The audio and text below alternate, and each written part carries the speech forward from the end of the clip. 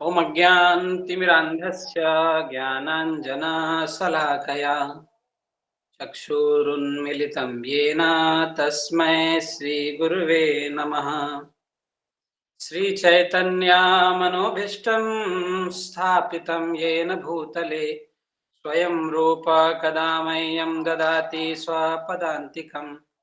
वन्देऽहं श्रीगुरो श्रीयुतापदकमलं श्रीगुरुन् वैष्णवांश्च श्रीरूपं साग्रजातं सहगण रघुनाथान्वितं तं सजीवं साद्वैतं सावधूतं परिजनसहितं कृष्णचैतन्यदेवं श्रीराधा कृष्णपादान् सहगण ललिता श्रीविशाखान्वितांश्च।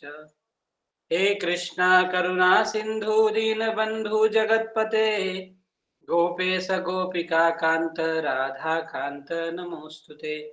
तप्त कांचन गौरांगी राधे वृंदावनेश्वरी वृषभानुसुते देवी प्रणमामि हरिप्रिये। वाञ्छाकल्पतरुभ्यश्च कृपा सिन्धुभ्यैव च पतितानां पावनेभ्यो वैष्णवेभ्यो नमो नमः। जय श्री कृष्ण चैतन्य प्रभु नित्यानंद श्री अद्वैत गदाधर श्रीवासादि गौर भक्त वृंद। हरे कृष्णा कृष्ण कृष्ण हरे हरे, हरे राम राम राम हरे हरे। हरे कृष्णा। तो हरे कृष्णा। कल हम लोगों ने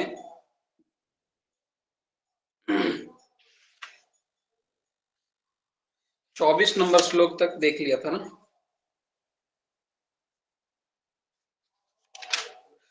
24 नहीं, कल हम लोगों ने 27 नंबर, कितने नंबर श्लोक तक देखा था? 27 नंबर श्लोक। तो पहले हम लोग रिवाइज करेंगे हाँ कि हमने चौथे अध्याय में क्या क्या पढ़ा, फिर उसके बाद हम लोग आगे बढ़ेंगे। तो रिवीजन में बोलिए, कौन बोलेंगे हमने क्या पढ़ा कल? हाँ, शिल्पा माता जी बताइए। प्रभु जी कल का ही बताना है या 4th चैप्टर का बताना है? 4th चैप्टर का बताइए, चारों चैप्टर का बताइए। चलिए, चैप्टर 4 में सबसे पहले भगवान कहते हैं कि कैसे उन्होंने ये दिव्य ज्ञान सूर्य देव को बताया, फिर परंपरा से मनु इक्ष्वाकु कर करके गुरु शिष्य परंपरा से ये बांटता गया, मगर बीच में खंडित हो गया, इसलिए लुप्त हो गया। और मैं अभी भगवान कह रहे हैं कि अर्जुन ये आपको बता रहा हूं। तब अर्जुन ने उनसे प्रश्न किया कि सूर्यदेव तो आपसे बड़े हैं, तो फिर ये कैसे, उन्होंने डाउट जाहिर किया। तो अगले 4 श्लोकों में भगवान ने बताया कि कैसे हमारे अनेक जन्म होते हैं, मैं याद करता हूं मगर अर्जुन तुम भूल गए हो। फिर उन्होंने अपने दिव्य शरीर के बारे में बताया और अवतार लेने के कारण के बारे में बताया, जो फेमस श्लोक है 4.7 और 4.8 के अधर्म बढ़ने से धर्म की स्थापना के लिए और साधुओं का उद्धार करने के लिए और दुष्टों का विनाश करने के लिए मैं अवतार लेता हूँ या प्रकट होता हूँ। फिर उन्होंने बताया कि मेरा मेरा जन्म और मेरा कर्म कैसे दिव्य है, और ये जो समझता है वो पुनः पुनः जन्म नहीं लेता और मेरे सनातन धर्म को प्राप्त कर लेता है। और फिर आगे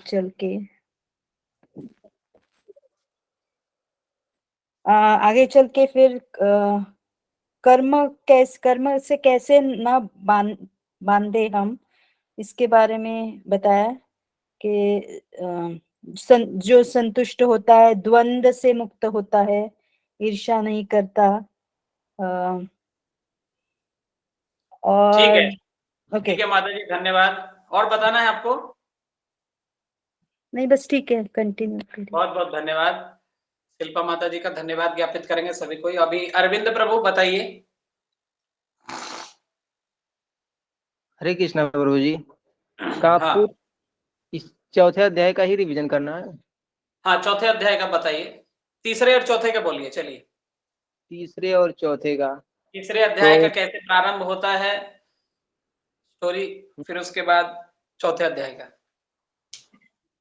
तीसरा अध्याय कर्म योग, ये दूसरे अध्याय के 49वें श्लोक से जो है इसमें बताया जाता है कि भक्ति से जो युक्त होकर जो है ग्रहित कर्मों से दूर रहो।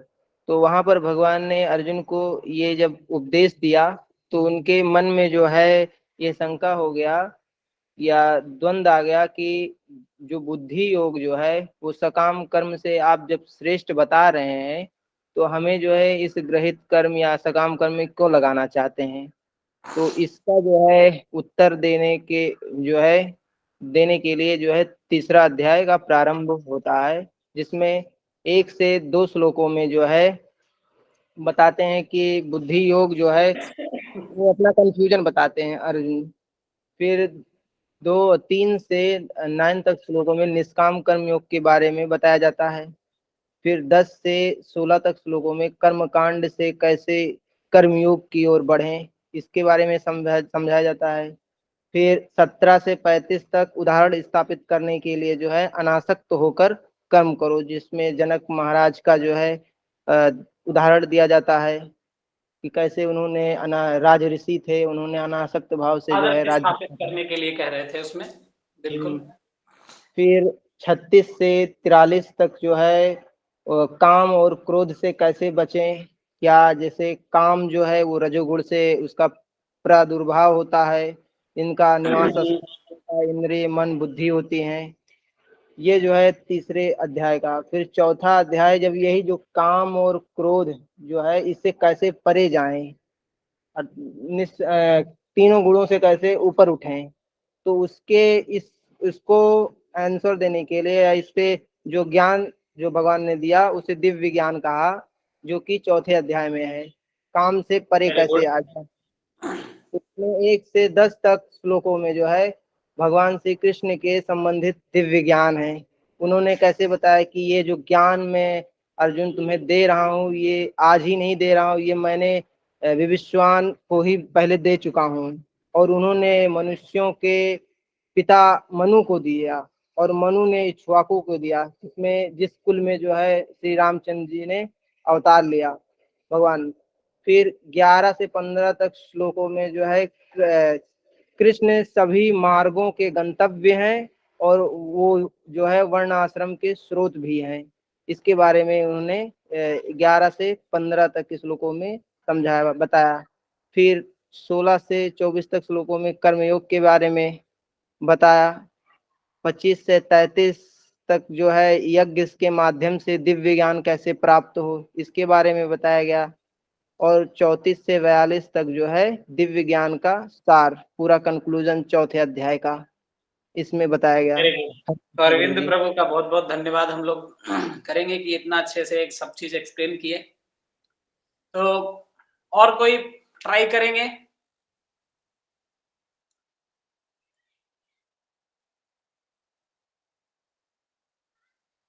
हरे हाँ कृष्ण आकाश। प्रभु। हाँ आकाश बोलो। हरे कृष्ण। आज जो मतलब कि कर्मयोग जो थर्ड चैप्टर है वो सेकंड चैप्टर के 49 श्लोक से शुरू होता है, जो कि पारिवारिक संबंधों से मतलब कि फंसे होने से मतलब कि अर्जुन का मतलब कि द्वंद में फंसा फंसा रहता है। इसलिए भगवान उसे थर्ड चैप्टर में कर्मयोग के बारे में बताते हैं। फर्स्ट 2 श्लोकों में भगवान जो अर्जुन द्वंद में फंसा रहता है कि त्याग करना चाहे कि भक्ति करना चाहे, भक्ति से मतलब कि जो अच्छा अच्छा करना चाहिए कर्म, इसके बारे में मतलब कि द्वंद में फंसा रहता है, पहले 2 श्लोकों में बताया गया है। फिर 3 से 9 तक निष्काम कर्मयोग कैसे करे इसके बारे में भगवान बताते हैं। फिर 10 से 16 तक भगवान कर्म कांड से कर्म कैसे करे इसके बारे में बताते हैं।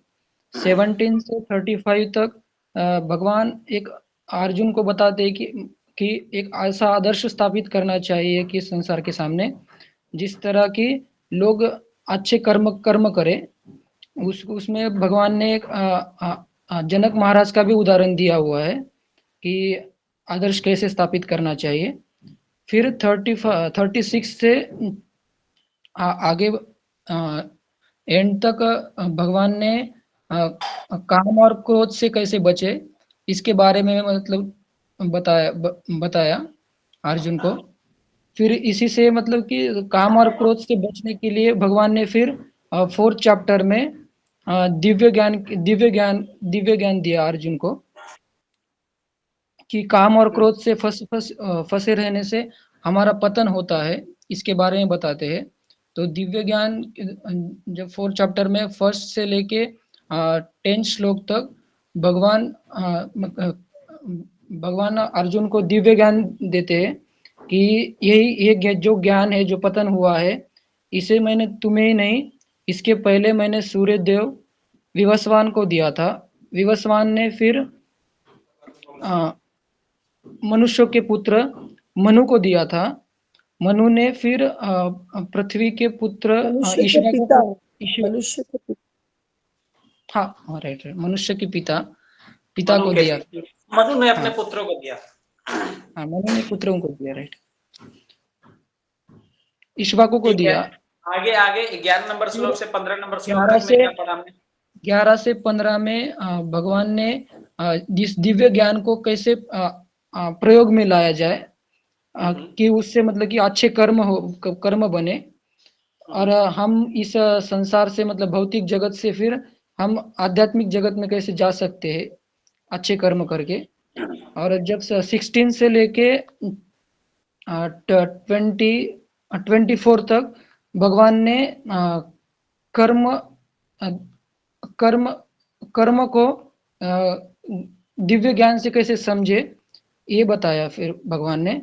और जब आगे 25 से लेके 33 तक भगवान ने बताया कि दिव्य ज्ञान हमें कैसे प्राप्त हो सकता है, कि हम यज्ञ करके प्राप्त कर सकते हैं, भगवानों विविध देवताओं की पूजा करके हम दिव्य ज्ञान प्राप्त कर सकते हैं, आहुति दे के प्राप्त कर सकते हैं।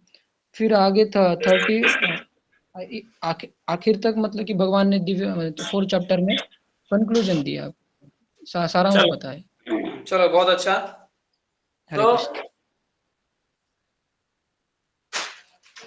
तो दोनों ने सही बोला है, आकाश जी ने भी और अपने अरविंद जी ने भी। तो अभी तक हम लोगों ने 27 नंबर श्लोक तक देखा है। तो भगवत गीता का जो तीसरा अध्याय, जैसे दोनों ने बताया वैसे ही तीसरा अध्याय समाप्त होने के बाद यह चौथा अध्याय प्रारंभ होता है। चौथा अध्याय इसीलिए प्रारंभ होता है क्योंकि भगवान तीसरे अध्याय के अंत में कहते हैं कि काम और क्रोध तुम्हारे दुश्मन है, तुम्हें इनसे बचना है। अब तुम्हें इससे कैसे बचना है, तो वो अब चौथे अध्याय में उसको और एलोबरेट कर रहे हैं भगवान, यानी कि और अच्छे से समझा रहे हैं। दिव्य ज्ञान के माध्यम से तुम इससे बच सकते हो, काम और क्रोध से। तो वो दिव्य ज्ञान का वर्णन इस अध्याय में होगा। तो पहले नंबर श्लोक से 10वें नंबर श्लोक तक हम लोगों ने देखा कि भगवान कृष्ण के बारे में दिव्य ज्ञान बताया गया है, कैसे भगवान हैं, भगवान किस प्रकार से वो भगवान हैं। भगवान ने बताया कि मेरा जन्म तो भले ही अभी हुआ है अर्जुन, लेकिन मैं पहले भी जो मैं प्रकट हो करके जो लीलाएं किया हूं, वो सब लीलाएं मुझे याद है। मैंने ही सूर्य को ये भगवत गीता का ज्ञान सुनाया था। और साथ ही साथ भगवान ने भगवत गीता का भी इतिहास बता दिया इस 10 श्लोकों में कि भगवत गीता कितनी पुरानी है। फिर आगे अपने जन्म और कर्म भगवान के कैसे दिव्य हैं ये भी वर्णन किया है। 9वें नंबर श्लोक में चौथे अध्याय के उसमें बता दिया कि मेरा जो जन्म और मृत्यु जो है वो दोनों, जन्म और कर्म दोनों दिव्य है। अब मृत्यु भी दिव्य ही है। भगवान मृत्यु तो प्राप्त होते नहीं, वो बस अपना लीला समाप्त करते हैं। फिर बीच के श्लोकों में ये भी बताया कि मैं इस संसार में आता हूं तो किस लिए आता हूं, परित्राणाय साधूनां विनाशाय च दुष्कृतां धर्म संस्थापनार्थाय संभवामि युगे युगे। साधुओं का उद्धार करने के लिए, दुष्टों का विनाश करने के लिए, धर्म की स्थापना के लिए मैं आता हूं। इन सब चीजों का उन्होंने वर्णन किया 10 नंबर श्लोक तक। फिर से 11 नंबर श्लोक से 15 नंबर श्लोक तक ये दिव्य ज्ञान हम अपने प्रयोग में कैसे लाएं, इसका वर्णन हुआ। जैसे 11 ही नंबर श्लोक है, तो ये यथा माम प्रपद्यन्ते तांस तथैव भजाम्यहम्। तो जो जिस प्रकार से मेरी भावना को ग्रहण करता है, मैं उस प्रकार से उसको फल देता हूं। तो इस प्रकार से जो जिस प्रकार का चेतना वाला है उसको उस प्रकार से भगवान फल देते हैं। फिर यज्ञों के बारे में वर्णन हुआ कि जो देवताओं को है तुरंत फल चाहते हैं, तो वो उनको देवताओं का इंद्रिय तृप्ति में जो लगे रहना चाहते हैं, उनको वो उस प्रकार का चेतना प्राप्त होता है। वो देवताओं की पूजा करते हैं और उस प्रकार से वो अपना स्थित रहते हैं, लेकिन वह जन्म मृत्यु जरा व्याधि से ऊपर नहीं उठ पाते। साथ ही साथ जो वर्णाश्रम का वर्णन हुआ कल हम लोगों ने देखा क्लास में, वर्ण के बारे में हम लोगों ने कल चर्चा किया था कि 4 वर्ण हैं, क्षत्रिय, ब्राह्मण, क्षत्रिय, वैश्य, शूद्र, और 4 आश्रम के बारे में भी कल हमने पढ़ा। और हमने ये भी जाना कि एक तो नॉर्मल वर्णाश्रम होता है और दूसरा एक दैवी वर्णाश्रम होता है। देखिए हम लोगों, मैं इसको थोड़ा एलाबोरेट कर देता हूं आप लोग को। तो कल हमने देख ही लिया है, तो आप लोग बिठा देता हूं। एक होता है वर्णाश्रम,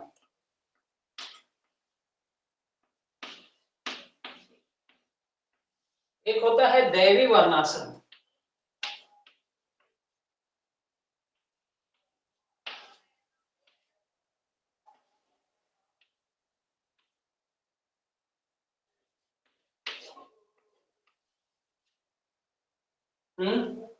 तो ये वर्णाश्रम और दैवी वर्णाश्रम में अंतर को कोई बताना चाहेंगे? वर्णाश्रम और दैवी वर्णाश्रम में सुन रहे हैं अंतर क्या प्रभु जी, देवी वर्णाश्रम पहली बार सुन रहे हैं हम। दैवी वर्णाश्रम पहली बार सुन रहे हैं, चलिए ठीक है। कोई किन्होंने फर्स्ट ऐसा है कि जानते हैं इसके बारे में? नहीं जानते हैं। अरविंद जी, आकाश? नहीं प्रभु जी, पहली बार हम भी सुने हैं। तो दैवी वर्णाश्रम मतलब, जैसे आप लोग ने इस्कॉन का भी एक अलग से है अपना, इस्कॉन दैव्य वर्णाश्रम मिनिस्ट्री, IDVM, उसके मिनिस्टर हमारे गुरु महाराज भी रह चुके हैं एक समय में, हिजोलिनियस भक्ति राघव स्वामी महाराज, और उन्होंने ही ये मिनिस्ट्री का ले करके फिर बाद में उनके भी शिष्य लोग उनको उस मिनिस्टर में हैं। तो इस्कॉन दैव्य वर्णाश्रम मिनिस्ट्री, दैव्य वर्णाश्रम भी बोलते हैं उसको, दैवी वर्णाश्रम भी बोलते हैं। तो दैवी वर्णाश्रम में क्या होता है, बड़ा सिंपल है। जैसे वर्णाश्रम में ब्राह्मण होता है, क्षत्रिय होता है, मैं शॉर्ट में लिखता हूं, वैश्य होता है और शूद्र होता है। तो वर्णाश्रम, नॉर्मल वर्णाश्रम में ब्राह्मण अपने कर्म कांड के कार्यों में लगा रहता है, कृष्ण भावना भावित नहीं रहता है। और वही दैवी वर्णाश्रम में ब्राह्मण, क्षत्रिय, वैश्य, शूद्र, ये सब चारों लोग भगवान की प्रसन्नता के लिए काम करने में लगे रहते हैं। मायापुर में जाओगे तो देखोगे कि वहां के पुजारी भी ब्राह्मण, यानी कि पुजारी या फिर बहुत सारे होते हैं जो कथाकार, कथा करते हैं।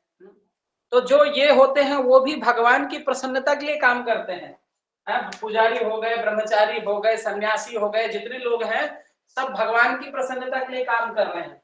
क्षत्रिय, आप देखते हो, आप मायापुर जाते हो तो एक वहां पर लीडर होता है जो पूरे मायापुर को देखता है कि सब चीजें प्रॉपर यहाँ पर हो रही है ना।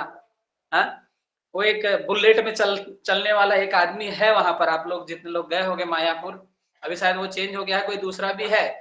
तो उसको देखने का ड्यूटी रहता है कि कौन गलत कर रहा है। जैसे बहुत सारे नियम कानून है उसके अंदर, जैसे कोई भी द्रव्य पदार्थ यानी कि नशीली पदार्थ किसी को नहीं लेना है, फिर भीड़ कंट्रोल करने का सब जिम्मेदारी एक क्षत्रिय लीडर लिए हुए रहता है, उसको दिया जाता है। तो वो भी किसके लिए कर रहा है? वो भी भगवान की प्रसन्नता के लिए कर रहा है। वैसे तो उसमें बहुत सारे दुकान भी खुले हुए हैं, तो वैसे लोग अपना दुकान में जो भी लोग जो चीज चाहते हैं उनको वो दे देते हैं और उससे अपना कुछ रोजी रोटी करते हैं। वो भी किस लिए करना है? तो वो भी भगवान से संबंधित वस्तुओं को ही, धोती कुर्ता इत्यादि, पुस्तक इत्यादि दे करके वो काम करते हैं। और शूद्र इन सबको मदद करने वाले जो लोग हैं, सब किसके लिए कर रहे हैं? तो सब भगवान की प्रसन्नता के लिए। ये चारों वर्ण कृष्ण की प्रसन्नता के लिए कार्यरत हैं। जब ये चारों वर्ण भगवान की प्रसन्नता के लिए काम करते हैं, तब ये वर्णाश्रम व्यवस्था क्या हो जाती है? दैवी वर्णाश्रम। ठीक है। और इसी को बोलते हैं क्लासलेस सोसाइटी। क्या बोलते हैं इसको? इंग्लिश में एक शब्द है इसके लिए, क्लासलेस सोसाइटी।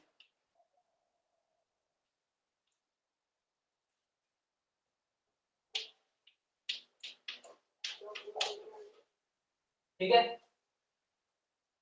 और प्रभुपाद की इच्छा थी 50% बची हुई, जो प्रभुपाद ने 4 मूवमेंट्स चलाए थे। ठीक है। कौन से 4 मूवमेंट? प्रभुपाद के 4 मूवमेंट्स थे। इन मूवमेंट्स को भी बता देता हूं आपको। पहला मूवमेंट था संकीर्तन मूवमेंट। संकीर्तन मूवमेंट।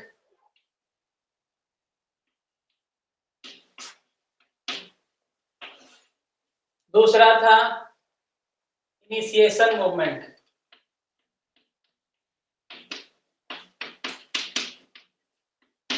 तीसरा था temple DT installation movement.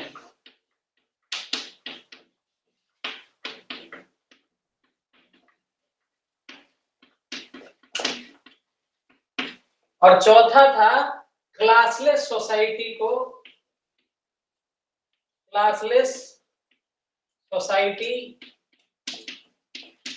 Movement. ठीक है। ये प्रभुपाद 4 चीजों पर काम किए हैं, अपने बुक्स में इन 4 चीजों के बारे में लिखे हैं। तो सबसे पहला क्या, और इसी के 3 के ऊपर इस्कॉन ने काम किया। इसके किसके ऊपर? संकीर्तन मूवमेंट। सारे के सारे इस्कॉन के भक्त आपको संकीर्तन करते हुए दिखेंगे। ठीक है। दूसरा इनिशिएशन, सारे इस्कॉन में जो भी आते हैं सब दीक्षा लेने के लिए दीक्षा लेते हैं, दीक्षा लेकर के ही इसमें प्रवेश करते हैं, तो इसको बोल दिया इनिशिएशन मूवमेंट। फिर डीटी इंस्टॉलेशन, तो बड़े बड़े मंदिर बनाते हैं हम लोग और डीटी इंस्टॉल करते हैं प्रॉपर एकदम विधिवत तरीके से, तो डीटी इंस्टॉलेशन मूवमेंट। और चौथा जो प्रभुपाद का सबसे इच्छित, जो उन्होंने बोला कि 50% मेरा काम रह गया है, वो काम क्या था? तो classless society movement. Classless society को वो अपने सभी जगहों पर उसको स्थापित करना चाहते थे, और उसको स्थापित करने की इच्छा उनकी थी, जो कि वो नहीं कर पाए थे। इसलिए वो कहते हैं कि वर्णाश्रम मेरा 50% काम अभी रह गया है, जिसको हमारे गुरु महाराज परम पूज्य भक्ति राघव स्वामी महाराज जी ने उस मिनिस्ट्री को फॉर्म करवाया सभी जीवीसीज के साथ मिल करके, और उसके ऊपर काम कर रहे हैं। और हम लोग भी उनके अनुगत हो करके ये सब काम, गुरुकुल ओपनिंग का और बच्चों को शिक्षा देने का, ये काम से ही जो चौथा मूवमेंट है प्रभुपाद का, वो पूरा होगा। इसी के लिए हम लोग लगे हुए हैं। तो ये आप सब लोग समझ गए दैवी वर्णाश्रम, और साथ ही साथ आप लोग क्लासलेस सोसाइटी भी समझ गए होंगे। ठीक है। तो इसके बारे में हम लोगों ने चर्चा किया था। इसमें कुछ दैवी वर्णाश्रम हमने नहीं बताया था कल, तो अभी बता दिया। हरे कृष्णा प्रभु जी, क्लासलेस सोसाइटी, इसका मीनिंग क्या है? वो क्या मूवमेंट था? हाँ, क्लासलेस का मतलब ये हुआ कि जैसे भले ही ब्राह्मण, क्षत्रिय, वैश्य और शूद्र हैं, लेकिन इसमें ये किसी में भेद नहीं है। क्लासलेस ऐसा नहीं है कि ये जैसे क्लास होता है ना, first class, second class, third class. Train में भी आप ट्रेवल करते हैं तो फर्स्ट क्लास एसी होता है, फिर उसके बाद सेकंड क्लास एसी होता है, थर्ड क्लास एसी होता है, फिर स्लीपर होता है। लेकिन दैवी वर्णाश्रम ऐसी पद्धति है जिसमें कोई क्लास नहीं है। ब्राह्मण भी भगवान की प्रसन्नता के लिए काम कर रहा है, क्षत्रिय भी भगवान की प्रसन्नता के लिए काम कर रहा है, वैश्य भी भगवान की प्रसन्नता के लिए काम कर रहा है, शूद्र भी भगवान की प्रसन्नता के लिए काम कर रहा है। तो चारों वर्ण भगवान की प्रसन्नता के लिए ही काम कर रहे हैं, इसलिए इनमें कोई एक डिफरेंस नहीं है, क्लास का डिफरेंस नहीं है। ये चीज इसके माध्यम से हम लोग कहना चाह रहे हैं। ठीक है, तो अभी कल हम लोगों ने ये देख लिया था, इसमें बस ये एक टर्म छूट गया था तो इसको मैंने एक्सप्लेन कर दिया। साथ ही साथ हम लोगों ने जो 16 नंबर श्लोक से लेकर के 24 नंबर श्लोक तक देखे थे, उसमें हमने देखा था कि कर्म को कैसे ज्ञान से समझा जाए। ज्ञान के माध्यम से कर्म करने से व्यक्ति मुक्त हो जाता है, ये चीज हमने कल देखा था। और जो शुद्ध भक्त होते हैं, जो कर्म करते हैं लेकिन कर्म को अकर्म में, कर्म को अकर्म देखते हैं और अकर्म को ही कर्म देखते हैं, इसके बारे में हमने देखा था कि कर्म को करते करते वो देखते हैं कि मैं जो कर्म कर रहा हूं वो अकर्म है और अकर्म ही कर्म है, इसको ज्ञानी जन देखते हैं। इसका अर्थ क्या है? तो वो कृष्ण भावना भावित कर्म करते हैं, इसीलिए वो कर्म में भी अकर्म है, अपने लिए काम कर रहे हैं लेकिन वो कृष्ण के लिए कर रहे हैं, इसलिए वो अकर्म हो गया। और अकर्म में कर्म, कृष्ण के लिए काम कर रहे हैं, इसी वही एक कर्म है उनका। तो इस चीज को हमने कल देखा था। ठीक है, इस हिसाब से हमने कल 24 नंबर श्लोक तक तो वो देखा। फिर उसके बाद और 24 नंबर श्लोक भी हमने जो देखा था, ब्रह्मार्पणम ब्रह्म हवीर ब्रह्माग्नो ब्रह्मणाहुतम। तो जो भक्तगण होते हैं वो क्या करते हैं? आध्यात्मिक भगवान की प्रसन्नता के लिए कर्म करते हैं। इससे क्या होता है? इससे वो ये करते हैं कि ब्रह्म अग्नि में आहुति दे देते हो। कर्म का भी उनका कर्म जो करते हैं वो यज्ञ रूप में हो जाता है और वो कर्म करते करते ब्रह्म में उनका कर्म लीन हो जाता है। इसीलिए ये श्लोक को हमने देखा था कि उनका जो चेतना हो जाता है पूरी तरह से ब्रह्म तक उनका चेतना विकसित हो जाता है और बाद में वो कृष्ण भावना भावित हो जाते हैं। फिर विभिन्न यज्ञों को हम लोग अभी देख रहे हैं, 25, 26, 27 जो श्लोक हमने कल लिया था, अलग अलग यज्ञों को हमने देखा था कि कैसे ब्रह्मचारी और सन्यासी गण कैसे श्रवण इंद्रियों से मन में ही वो भगवान के बारे में कथा सुन करके मन रूपी स्थान पर यज्ञ को करते हैं। ठीक है, और आज हम लोग 28 नंबर श्लोक से प्रारंभ करेंगे। ठीक है, तो हमारे साथ हम लोग स्टार्ट करते हैं। द्रव्य यज्ञ तपा यज्ञ योग यज्ञ तथा परे स्वाध्याय ज्ञान यज्ञाश्च यतयः संसृत व्रतः। द्रव्य यज्ञ तप यज्ञ योग यज्ञ तथा परे। तो कठोर व्रत अंगीकार करके कुछ लोग अपनी संपत्ति का त्याग करके कुछ लोग क्या करते हैं? द्रव्य यज्ञ करते हैं। द्रव्य यज्ञ मतलब व्रत को अपने जीवन में कुछ कठोर व्रत लेकर के वो उनके पास जो धन होता है उसका वो दान करते हैं। तप यज्ञ, कुछ लोग तपस्या करके, कठिन तपस्या करके, व्रत लेकर के कठिन तपस्या करते हैं और यज्ञ करते हैं, तप यज्ञ। योग यज्ञ तथा परे, कुछ लोग योग यज्ञ करते हैं, अष्टांग योग की पद्धति को पालन करके वो अभ्यास करते हैं अष्टांग योग का और उसको पालन करते हैं, अथवा दिव्य ज्ञान में उन्नति करने के लिए वेदों का अध्ययन द्वारा प्रबुद्ध बनते हैं। और कुछ लोग स्वाध्याय यज्ञ करते हैं, स्वाध्याय ज्ञान यज्ञाश्च, कुछ लोग स्वाध्याय का वेदों का अध्ययन करके वो यज्ञ करते हैं। तो ये सारे यज्ञ हैं, द्रव्य यज्ञ हुआ, तप यज्ञ हुआ, योग यज्ञ हुआ और स्वाध्याय यज्ञ हुआ। तो इसके बारे में इस श्लोक में भगवान ने बताया है। जैसे ये चीज तो आप लोग समझ ही गए होंगे, बाकी इसमें कुछ डिटेलिंग है जो कि तात्पर्य में प्रभुपाद जी लिखते हैं।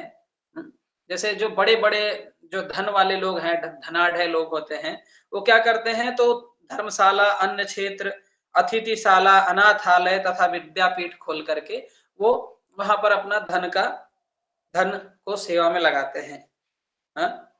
अन्य देशों में अस्पताल, बूढ़ों के लिए आश्रम, गरीबों को भोजन, शिक्षा तथा चिकित्सा की सुविधाएं प्रदान करके दातव्य संस्थान है। तो ये दान कर्म या द्रव्यमय यज्ञ कहलाता है। दूसरा, तो जो तप यज्ञ करते हैं तो वो क्या करते हैं, वो चातुर्मास का पालन करते हैं। चंद्रायन यज्ञ भी करते हैं।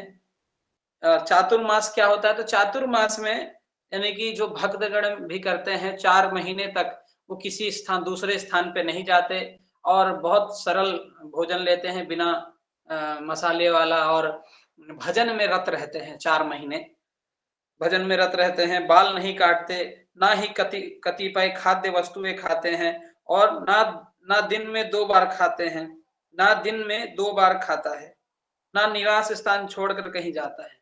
तो दिन में 2 बार, कुछ अलग अलग भक्त लोग अलग अलग लेवल पे करते हैं। कुछ होते हैं कि केवल 1 बार खाते हैं, कुछ लोग होते हैं कि बिल्कुल नहीं खाते हैं। तो इस हिसाब से वो तपस्या करते हैं और तपस्या के बल पर तप यज्ञ करते हैं भगवान को प्रसन्न करने का। सबकी अपनी अपनी पद्धतियां हैं। फिर जो पतंजलि के योग सूत्र के अनुसार कुछ लोग यज्ञ करते हैं, ठीक है, उसको हम लोग आगे वाला श्लोक में भगवान बताएंगे, उसको हम लोग आगे वाला श्लोक में देखेंगे। और कुछ लोग वैदिक साहित्य तथा उपनिषद तथा वेदांत सूत्र या सांख्य दर्शन के अध्ययन में अपना ध्यान लगाते हैं और इसे स्वाध्याय यज्ञ कहते हैं। तो ये अलग अलग यज्ञों का वर्णन हुआ इस श्लोक में। हम लोग 29 नंबर श्लोक लेंगे। अपाने जुह्वति प्राणम प्राणे अपानम तथा परे प्राणापान गतिरुद्ध्वा प्राणायाम परायणः अपरे नियताहार प्राणान प्राणेषु जुह्वति। इस श्लोक में कह रहे हैं भगवान, अपाने जुह्वति प्राणम। तो कुछ लोग क्या करते हैं, जो तीसरा हमने यज्ञ के बारे में देखा, पतंजलि सूत्र के द्वारा जो लोग यज्ञ करते हैं योग यज्ञ, तो कुछ लोग क्या करते हैं कि वे आपान में प्राण को, जो हमने कल 5 प्रकार के वायुओं के बारे में पढ़ा था, कि जो श्वास हम लेते हैं, जैसा ये श्वास ले रहे हैं तो इसको बोलते हैं आपान, और प्राण जो छोड़ रहे हैं इसको बोलते हैं प्राण। तो कुछ लोग क्या करते हैं कि आपान को प्राण में आपान को प्राण में मिलाते हैं, और इसको आप जब आप साधना करेंगे इसका तब वो होता है। तो कुछ लोग क्या करते हैं कि ये आपान को प्राण में आहुति देते हैं। दूसरा, कुछ लोग ऐसा करते हैं, ये जो पहला शब्द भगवान ने लिखा ना, अपान जुह्वति प्राणम, यानी आपान को प्राण में आहुति देते हैं, अर्पित करते हैं। प्राणे अपानम तथा परे, तो कुछ लोग प्राण का आपान में आहुति दे देते हैं, यानी कि सांस छोड़ने वाला को उसको सांस लेने में उसको आहुति या अर्पित कर देते हैं। ये पद्धति है कि श्वास ले रहे हैं फिर उसको रोक दिया, और दूसरा श्वास छोड़ा और फिर रुक गए, श्वास लेना छोड़ दिया। जैसे सांस लिया अभी,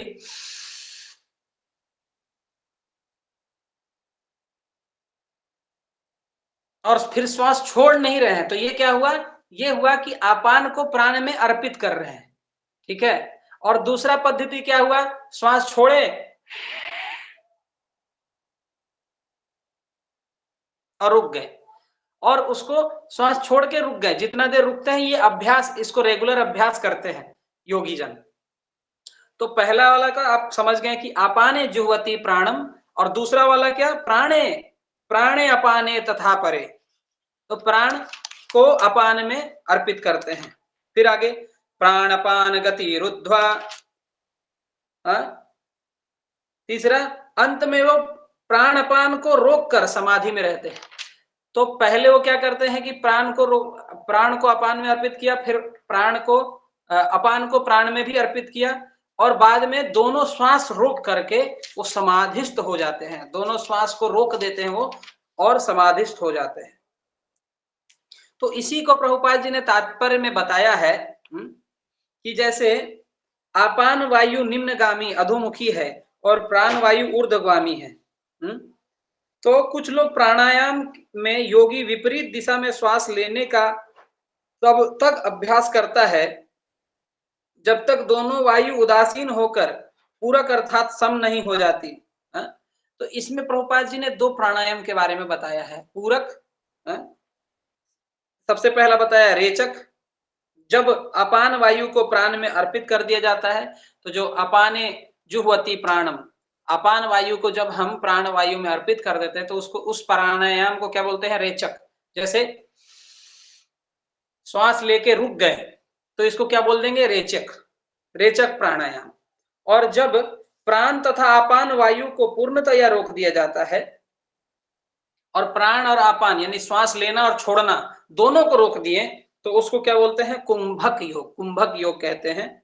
और कुंभक योग अभ्यास के द्वारा योगी जन क्या करते हैं कि जैसे आप लोग सुनते भी होंगे और बहुत लोग ऐसा भी होगा कि किसी ने देखा भी होगा कि ऐसे योगी हैं जो बहुत साल तक जीवित रहते हैं।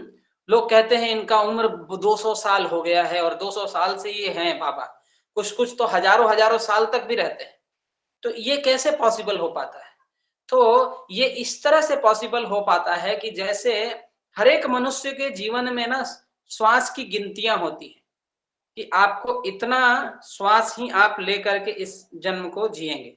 हर एक आदमी का, हर एक मनुष्य का वो हाथों में ही नियत कर दिया जाता है, निहित कर दिया जाता है। तो योगी जन इस कुंभक प्राणायाम के द्वारा उस श्वास को ही रोक देते हैं। उस प्रैक्टिस के द्वारा वो श्वास को रोक लेते हैं तो श्वास लिए नहीं, इसीलिए उनकी समय अवधि बढ़ जाती है। तो वो भले ही 200 साल जिए या 1000 साल जिए, जितना श्वास लेना था उनके जीवन भर में, जीवन काल में, वो उतना श्वास ही ले रहे हैं, इसीलिए वो 1000 साल तक भी जी सकते हैं।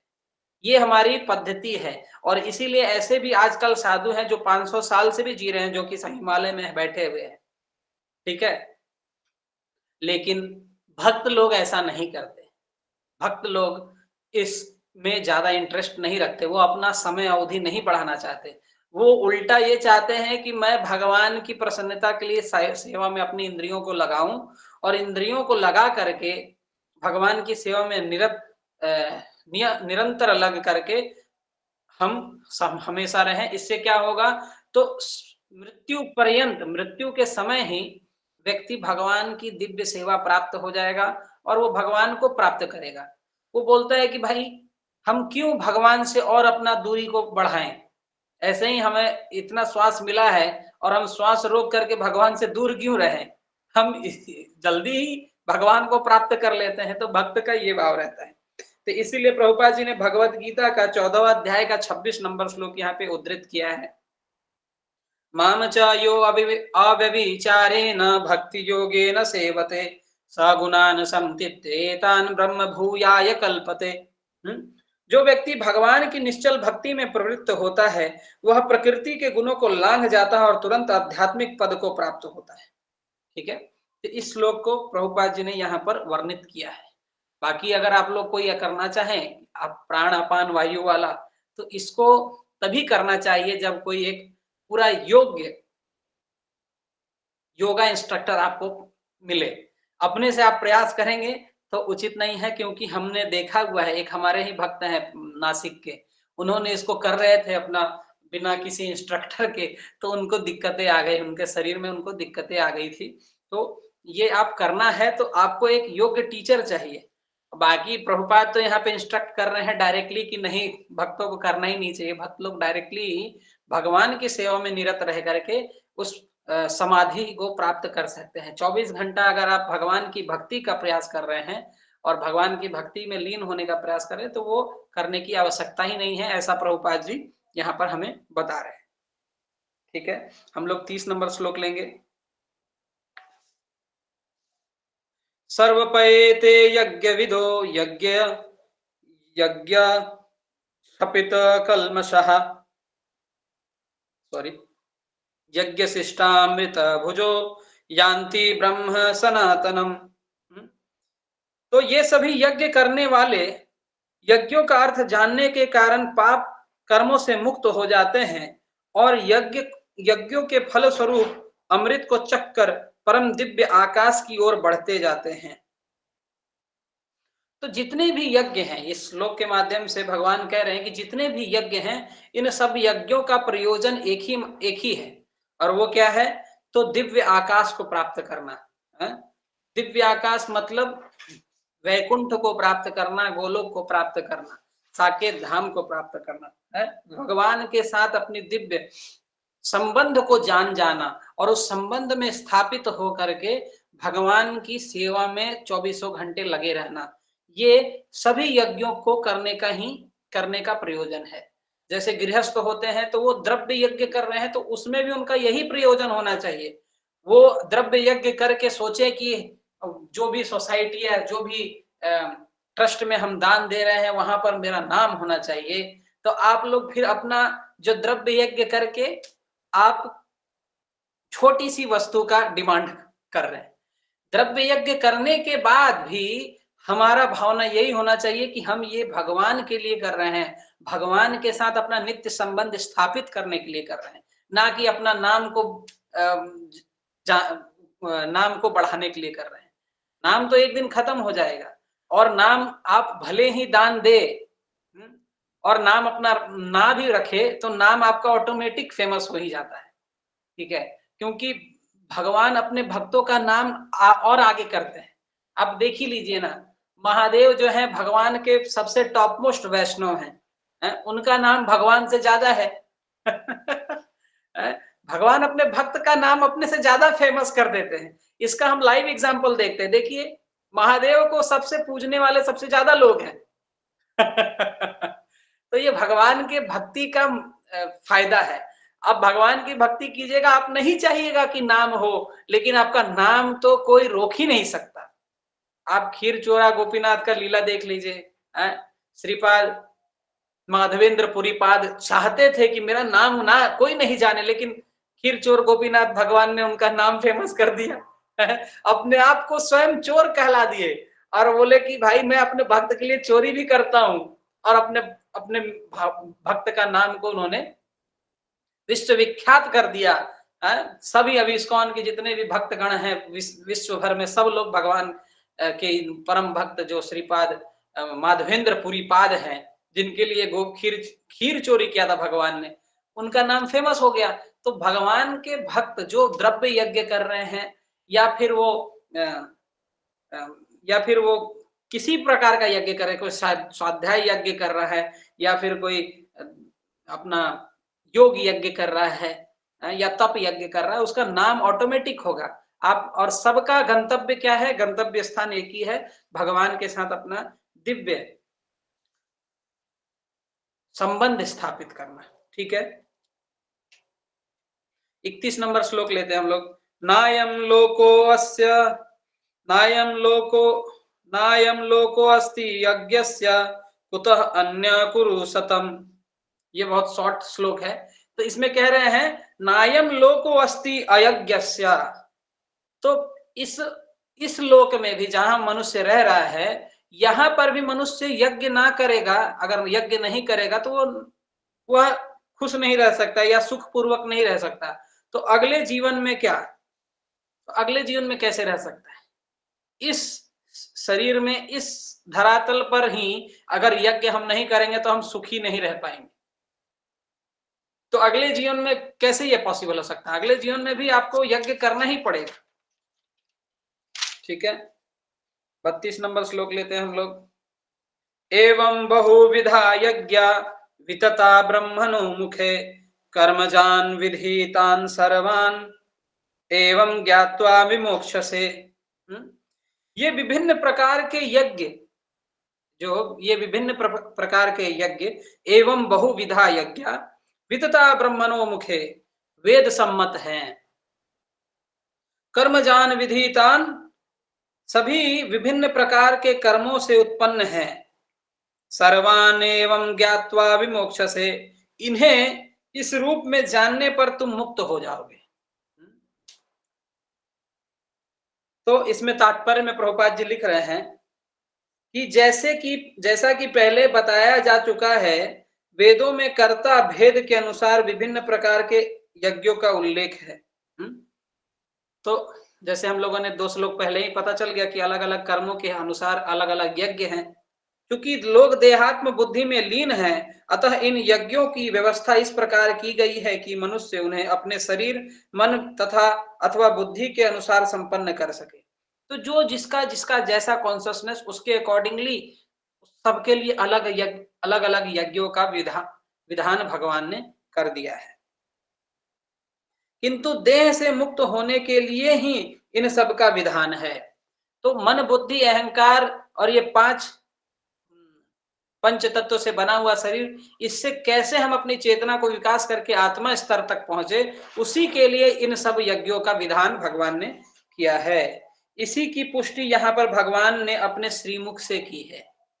तो इस श्लोक से भगवान पुष्टि कर रहे हैं कि आप जो भी यज्ञ कर रहे हैं तो मुझसे अपना संबंध स्थापित करने के लिए कीजिए। हम लोग 33 नंबर श्लोक लेंगे। श्रेयान् द्रव्यमयात् यज्ञात् ज्ञान यज्ञ परन्तपः सर्वं कर्माखिलं पार्थ ज्ञाने परिसमाप्यते। तो श्रेयान् द्रव्य मयात् यज्ञात्, तो यहां कह रहे हैं कि श्रेष्ठ कौन सा है, ठीक है, कौन सा श्रेष्ठ है वो कह रहे हैं। देखते हैं, हम लोग इसको लिख देते हैं थोड़ा।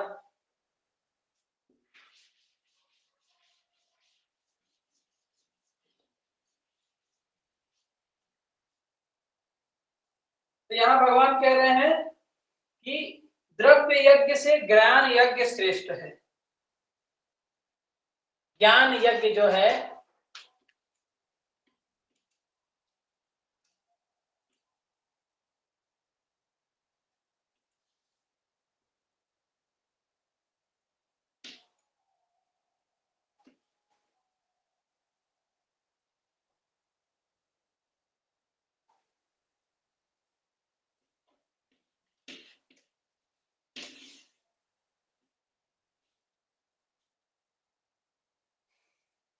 ज्ञान यज्ञ श्रेष्ठ है। किससे? तो द्रव्य यज्ञ से। हे परंतप, द्रव्य यज्ञ से ज्ञान यज्ञ श्रेष्ठ है। हे पार्थ, अंततो गत्वा सारे कर्म यज्ञों का अवसान दिव्य ज्ञान में होता है। तो जो भी यज्ञ है सबसे श्रेष्ठ क्या है? ज्ञान यज्ञ। तो ज्ञान यज्ञ से क्या होता है? ज्ञान में व्यक्ति स्थित जब हो गया तब वह कर्म के बंधनों से मुक्त हो सकता है। ज्ञान एक ऐसी नाव है जिसके ऊपर व्यक्ति बैठ करके इस भव सागर को पार कर सकता है। भले ही वह पाप कर्म में कितना ही पाप उसके जीवन में हो, अगर उस व्यक्ति को दिव्य ज्ञान प्राप्त हो गया तो उस ज्ञान रूपी नाव में बैठ करके वह भव सागर को पार कर जाता है। लेकिन साथ ही साथ हमें यह भी याद रखना है कि दिव्य ज्ञान होना चाहिए। वो अहंकार से पूरित होने वाला ज्ञान नहीं होना चाहिए कि हमने अपने बल पर ये ज्ञान अर्जित किया। नहीं, दिव्य ज्ञान क्या है?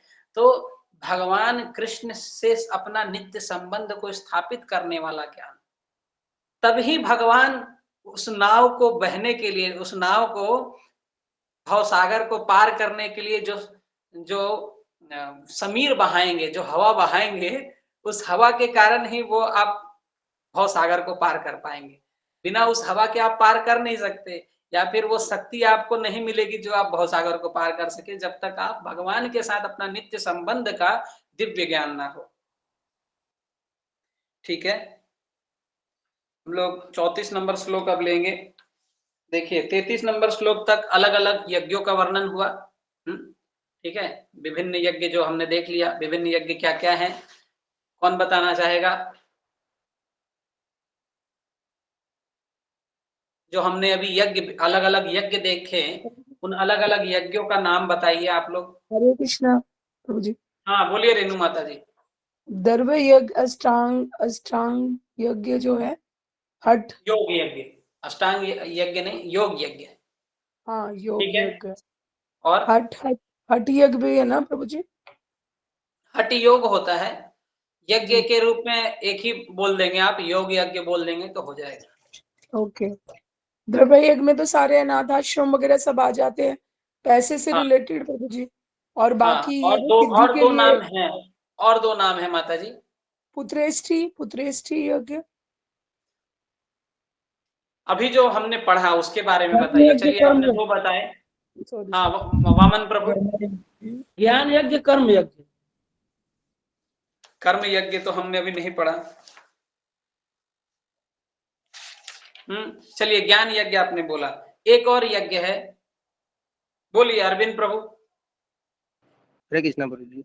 द्रव्य यज्ञ, ज्ञान यज्ञ, तप यज्ञ और योग यज्ञ, स्वाध्याय ज्ञान अध्ययन। यज्ञ और स्वाध्याय यज्ञ एक ही है,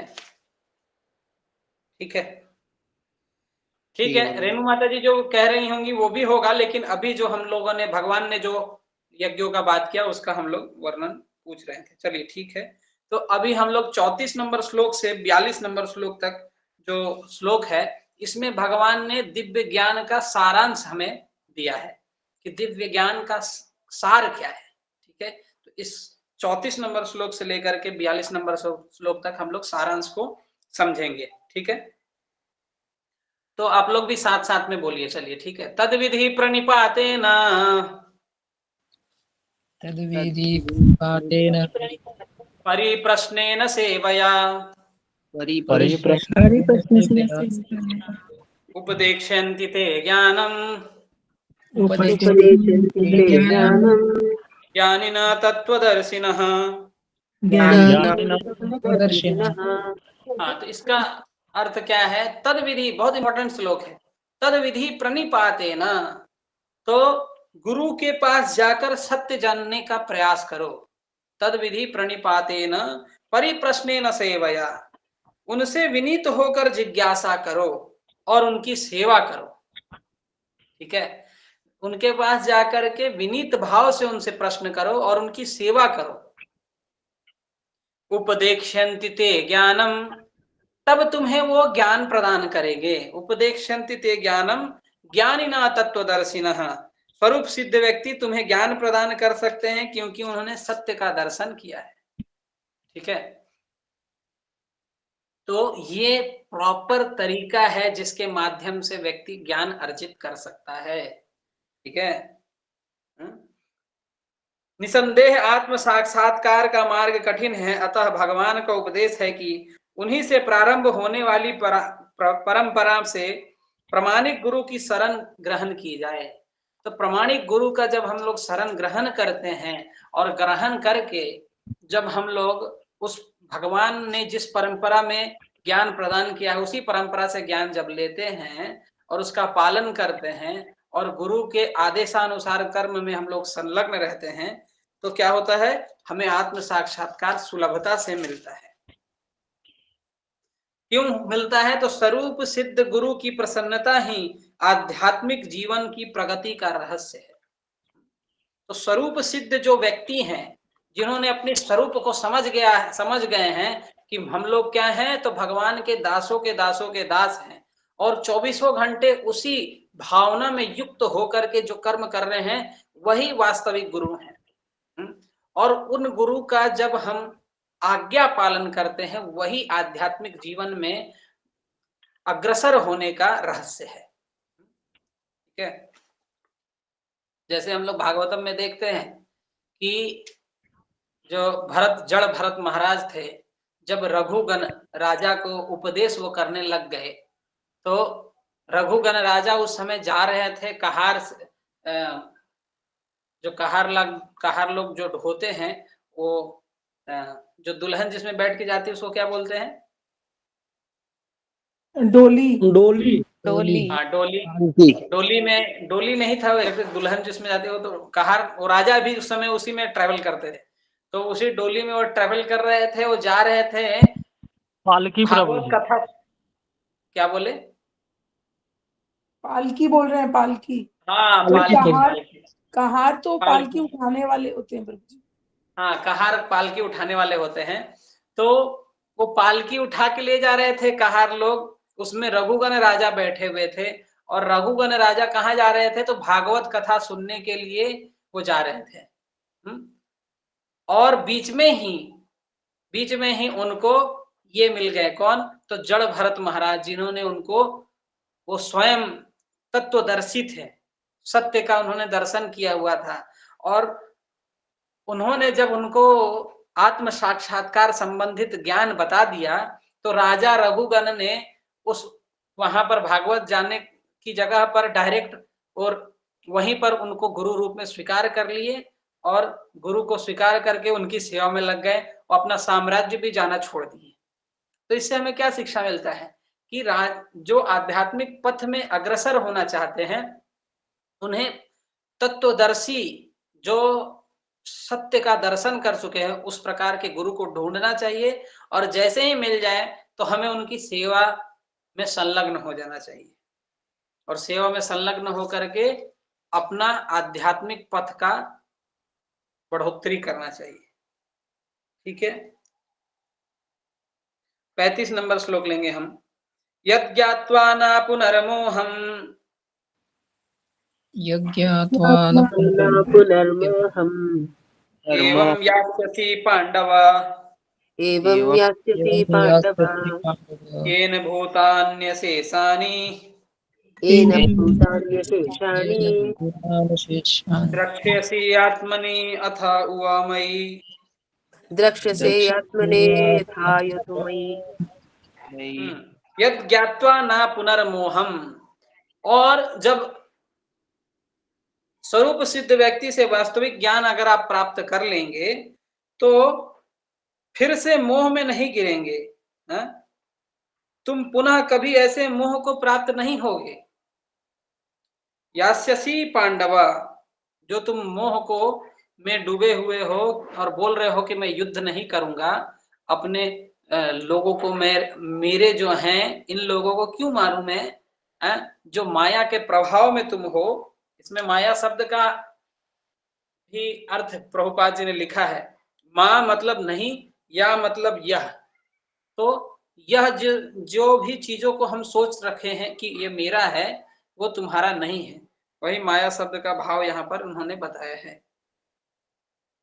तो जब तुम प्रमाणिक गुरु से, जो मेरे से प्रारंभ होने वाला परंपरा से ज्ञान ले लेते हो और उसको अपने जीवन में ले लेने के बाद तुम फिर से मोह को प्राप्त नहीं होगे अर्जुन, क्योंकि इस ज्ञान के द्वारा तुम देख सकोगे कि सभी जीव परमात्मा के अंश स्वरूप हैं, अर्थात वे सब मेरे हैं। तो तुम इस भाव से देख पाओगे कि सब जीव जो है भगवान के ही हैं। तो तुम किसी को मार ही नहीं सकते तो मारोगे क्या? तुम्हें जब आत्मज्ञान हो जाएगा तो तुम उसको, उसके शरीर को मारोगे, जो उसने दंड किया, जो उन्होंने गलती की है, उस गलती का दंड तुम उसके शरीर को दोगे। आत्मा तो सब मेरे ही है, आत्मा कभी खत्म ही नहीं होगा। और साथ ही साथ जैसे इसमें जीव परमात्मा का अंश स्वरूप है, तो श्रीमद् भगवद गीता का 15वां अध्याय का 6 श्लोक है, उसमें एक जगह कहा गया है, ममेव वांसो जीव लोके, सारे जीव क्या है? भगवान के अंश हैं। तो भगवान का अंश स्वरूप उसका कभी खात्मा होता ही नहीं है। तो भगवत गीता में कहा गया है कि यह निराकार ब्रह्म कृष्ण का व्यक्तिगत तेज है। कृष्ण भगवान के रूप में प्रत्येक वस्तु के कारण, कृष्ण भगवान के रूप में प्रत्येक वस्तु के कारण है, और ब्रह्म संहिता में भगवान श्री कृष्ण को भी सबसे सर्वोपरि कहा गया है। साथ ही साथ प्रभुपाद जी श्रीमद् भागवतम से पुष्टि करते हैं एक श्लोक का, 2 स्कंद 10वां अध्याय 6 नंबर श्लोक, मुक्तिर्हित्वा अन्य यथा रूपम स्वरूपेण व्यवस्थितः। मुक्ति का अर्थ है कृष्ण के नित्य दास रूप में अपनी स्वाभाविक स्थिति पर होना। तो मुक्ति का यह अर्थ है कि व्यक्ति कृष्ण का दास भाव को, दास रूप में अपने नित्य स्वभाव को जान जाए। ठीक है, हम लोग 37 नंबर श्लोक लेंगे। यथा एंधांसि समिद्धा अग्नि, बोलिए। हरे कृष्ण प्रभु 36 है, अपी है ना, अपी चेदसि पापेभ्यः। हाँ, यस यस, अपि चेदसि पापेभ्यः अपि चेदसि पापेभ्यः सर्वेभ्यः पापकृतमः सर्वेभ्यः पापकृतम् सर्वं ज्ञानप्लवेन सर्वं ज्ञानप्लवेनैव वृजिनं सन्तरिष्यसि। वृजिनं सन्तरिष्यसि। तो यही चीज जो हम लोगों ने पहले चर्चा किया, वही चीज को भगवान यहाँ कह रहे हैं, अपि चेदसि पापेभ्यः, यदि तुम समस्त पापियों में सर्वेभ्यः पाप कृतमः, सर्वाधिक पापी हो या समझा जाए तो भी तुम दिव्य ज्ञान रूपी नाव में स्थित होकर दुख सागर को पार करने में समर्थ हो जाओगे। सर्वं ज्ञान प्लवेनैव वृजिनम संतरिष्यसि, तो ज्ञान रूपी नाव में स्थित होकर दुख सागर को पार कर जाओगे, पापी से पापी हो तो भी। ठीक है, वही अब 37 नंबर श्लोक लेंगे हम लोग।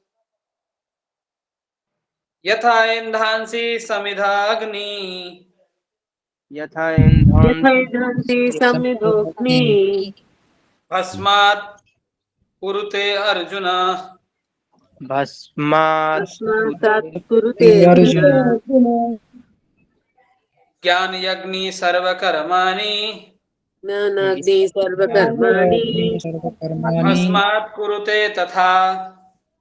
भस्मात् कुरुते तथा। तो ये ज्ञान जो है वो किस प्रकार का है?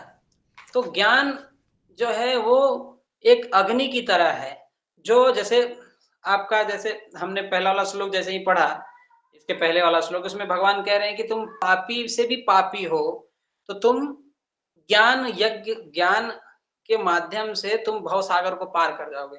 तो मन में एक स्वाभाविक प्रश्न आएगा कि भगवान कह रहे हैं कि पापी भी ज्ञान के माध्यम से भवसागर को पार कर जाएगा। तो स्वाभाविक सा प्रश्न आएगा कि भगवान फिर तो ऐसे कैसे हो सकता है? तो भगवान अब इस श्लोक में उसका जवाब दे रहे हैं। तो कैसे दे रहे हैं? भगवान बोल रहे हैं कि ज्ञान क्या है? प्रज्वलित अग्नि के समान है। जैसे प्रज्वलित अग्नि ईंधन को भस्म कर देती है, जो आग जला हुआ है अगर उसमें लकड़ी हम डालते जाते हैं तो लकड़ी भस्म हो जाता है, केवल क्या बचता है? तो राख बचता है। तो वैसे ही अर्जुन, ज्ञान रूपी अग्नि भौतिक कर्मों के समस्त फलों को जला डालती है। तो अगर आपको ज्ञान हो गया तो आपका जो पाप कर्म करने की वृत्ति है और जो कर्म है उसको ज्ञान रूपी अग्नि जो है उसको भस्म कर देती है, उसको जला डालती है। वही इस चीज का जवाब इस श्लोक में भगवान दे रहे हैं। इसमें प्रभुपाद जी बृहद आरण्यक उपनिषद का एक श्लोक उद्धृत कर रहे हैं। उभे उहे वैसे एते तरत्यामृत अमृतः साध्व साधुनी। मनुष्य पाप तथा पुण्य दोनों ही प्रकार के कर्म फलों को जीत लेता है। ठीक है, जब जीवात्मा वास्तविक दिव्य ज्ञान उसे प्राप्त हो जाता है तो उसके पाप और पुण्य दोनों ही कर्मों को वह भस्मसात करके वह दिव्य नाव में बैठ करके, दिव्य ज्ञान के नाव में बैठ करके वह भौतिक संसार को पार कर जाता है। ठीक है, हम लोग 38 नंबर श्लोक लेंगे। ना ही ज्ञानेन सदृशम, ना ही ज्ञानेन सदृशम् पवित्रम इह विद्यते, पवित्रम् इह विद्यते, तत्स्वयं योग संसिद्धः, तत्स्वयं कालेनात्मनि विन्दति। ना ही ज्ञान सदृशम पवित्रम इह विद्यते, ज्ञान के सदृश कोई भी चीज पवित्र नहीं है। ज्ञान सबसे पवित्र है। इस संसार में दिव्य ज्ञान के समान कुछ भी उदात्त तथा शुद्ध नहीं है। प्रभुपाद जी लिख रहे हैं, तत्स्वयं योग संसिद्धम कालेन आत्मनि विन्दति। तो ऐसा ज्ञान समस्त योग का परिपक्व फल है। जो भी योग कर रहे हैं समस्त योगों का परिपक्व फल ही क्या है? ये दिव्य ज्ञान है कि हम भगवान के दासानुदास हैं। इस ज्ञान में स्थित हो जाना ये समस्त योगों का फल है। जो व्यक्ति भक्ति में सिद्ध हो जाता है वह यथा समय अपने अंतर में इस ज्ञान का आस्वादन करता है। और जो व्यक्ति भक्ति में पूरी तरह से स्थित है, सब प्रकार के यज्ञों का वो फल है और भक्ति में पूरी तरह से स्थित है, और जब वो भक्ति में स्थित हो जाता है तो उस भक्ति में स्थित होने के कारण जो भगवान के साथ उसका नित्य संबंध होता है, उस संबंध में जो आदान भगवान को सेवा करता है, तो भगवान का सेवा करने के फलस्वरूप उसको दिव्य आनंद का जो अनुभव होता है वो उसको आस्वादन करता है और आस्वादन करने के पश्चात वह भौतिक संसार में पुनः नहीं गिरता। तो इस हिसाब से इस श्लोक का वर्णन प्रभुपाद जी कर रहे हैं। जब कोई दिव्य ज्ञान की अवस्था प्राप्त कर लेता है तो उसे अन्यत्र शांति खोजने की आवश्यकता नहीं रहती। वह दूसरी ओर कभी शांति की कोई दूसरा जैसे भौतिक कार्य में लग करके शांति या फिर खुशी हो सुख प्राप्त करने का जो मनोवृत्ति होता है वो मनुष्य उधर जाता ही नहीं है। जब वह किसी स्वरूप सिद्ध गुरु को स्वीकार करके जब वह भक्ति में संलग्न हो जाता है तो वह फिर से यानी कि बड़े बड़े पार्टीज में जाकर के आनंद लेने का जो अनुभव जो लोग करते हैं, बड़े बड़े बार या फिर पार्टीज में जाकर के नशा करके अवैध संबंध बना करके जो वो खुशी यानी कि सुख प्राप्त करने का जो अनुभव लेने का प्रयास करते हैं वो उसमें भक्त नहीं जाते, क्योंकि उनको जो आनंद इधर मिल गया है भौतिक कर्मों में लिप्त होकर के वो नहीं मिलता। तो दूसरे शब्दों में ज्ञान तथा शांति का पर्यवसान कृष्ण भावना मृत में होता है। कृष्ण भावना मृत से ही व्यक्ति को ज्ञान और शांति दोनों मिल जाती है। भगवत गीता के संदेश की यही चरम परिणति है। तो चरम परिणति क्या है? तो भक्त जो है वह कृष्ण भावना भावित होने के बाद शांति और आनंद दोनों को प्राप्त करता है। 31 नंबर हम लोग 39 नंबर श्लोक लेंगे हम लोग। श्रद्धावान लभते ज्ञानम तत्परम लभते ज्ञानम तत्परः संयतीन्द्रियः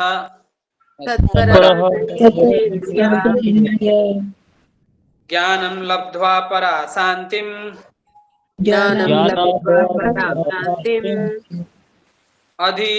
अधिचिरेण अधिगच्छति। श्रद्धावान लभते ज्ञानम, जो श्रद्धालु दिव्य ज्ञान में समर्पित हैं, जो श्रद्धालु दिव्य ज्ञान में समर्पित हैं और जिसने इंद्रियों को वश में कर लिया है, ज्ञान लब्ध्वा परा शांतिम, वह इस ज्ञान को प्राप्त करने का अधिकारी है और इसे प्राप्त करते ही वह तुरंत आध्यात्मिक शांति को प्राप्त होता है। तो श्रद्धावान लोग जो भगवान में श्रद्धा रखते हैं और समर्पित हैं उनको क्या प्राप्त होता है? तो दिव्य ज्ञान प्राप्त होने से क्या होता है? वो अपनी इंद्रियों को वश में कर लेते हैं। इंद्रियां उनकी भौतिक कार्यों में संलग्न ना होकर के आध्यात्मिक कार्यों में लग जाती है। वह इस ज्ञान को प्राप्त करने के अधिकारी हैं और इससे प्राप्त करते ही वह तुरंत ही आध्यात्मिक शांति को प्राप्त करता है। वही शांति को व्यक्ति प्राप्त कर लेता है। तो यहाँ पर तात्पर्य में प्रभुपाद जी लिख रहे हैं, श्री कृष्ण में दृढ़ विश्वास रखने वाला व्यक्ति ही इस तरह का कृष्ण भावना भावित ज्ञान प्राप्त कर सकता है। तो भगवान में जब तक श्रद्धा नहीं होगी तब तक व्यक्ति कैसे कृष्ण भावना भावित ज्ञान को प्राप्त कर सकेगा? वो जिसकी श्रद्धा सबसे इंपॉर्टेंट फैक्टर है। जो लोग श्रद्धा नहीं करते उनके मन में क्या रहती है? शंका के कारण वो कभी इधर जाते हैं कभी इधर जाते हैं, हर जगह पर वो शंका ही करते हैं। तो वही अगले श्लोक में भगवान वर्णन करेंगे कि शंका करने वाले लोगों का क्या होता है। तो संकुचित चेतना जिसका ज्यादा हो जाता है वो श्रद्धा को नहीं स्थापित कर पाते। तो श्रद्धा को स्थापित करने के लिए इसीलिए भक्त लोगों को यह कहा जाता है कि जो संकुचित चेतना वाले हैं उनको डिस्टर्ब किए बिना उनको भगवत दर्शन करवाइए, भगवत प्रसाद खिलाइए, भगवत कथा कभी कभी वो सुन लें तो धीरे धीरे जब उनकी पुण्य एकत्रित हो जाएगी तो उनको श्रद्धा भी उनके हृदय में उत्पन्न होगा। तो श्रद्धा ही है वो पहला बीज जिसके माध्यम से भक्ति का सृजन होता है और श्रद्धा से ही ज्ञान आता है और ज्ञान से ही इंद्रियां संयमित होती हैं और इंद्रियां जब संयमित हो जाती हैं तो व्यक्ति शांति को प्राप्त करता है। शांतिम चिरेण अधिगच्छति। ठीक है, 40 नंबर श्लोक लेंगे हम। अज्ञश्च अश्रद्धानश्च अग्नश्च अश्रद्धानश्च संशय आत्मा विनश्यति संशय संशयात्मा विनश्यति विनश्यति नायं लोकोऽस्ति न परो नायं लोकोऽस्ति न परो न सुखं संशयात्मनः। न सुखं संशयात्मनः। किंतु जो अज्ञानी तथा श्रद्धा विहीन व्यक्ति शास्त्रों में संदेह करते हैं वे भगवत भावनामृत नहीं प्राप्त करते, अपितु नीचे गिर जाते हैं। संशय आत्मा के लिए ना तो इस लोक में ना ही परलोक में कोई सुख है। तो संशय करने वाले लोगों की ये स्थिति कही गई है। जो संशय करते हैं ना, अरे आपके ये वेद शास्त्र तो ब्राह्मणों ने लिखा है, ब्राह्मण लोगों ने लिख करके आपको मूर्ख बना रहे, तो वो संशय करने वाले व्यक्तियों का क्या होता है, वो मृत्यु के बाद, इस मृत्यु के पहले ही उनकी चेतना निम्न है, पशु योनि में उनकी चेतना है। जो लोग ये कह रहे हैं वो लोग खुद ही सब प्रकार के पापों में संलग्न रहते हैं। अगर वो सब प्रकार के पाप में ना संलग्न रहे तो धीरे धीरे उनको कृपा मिल जाए, लेकिन वो सब प्रकार के पाप में संलग्न रहते हैं।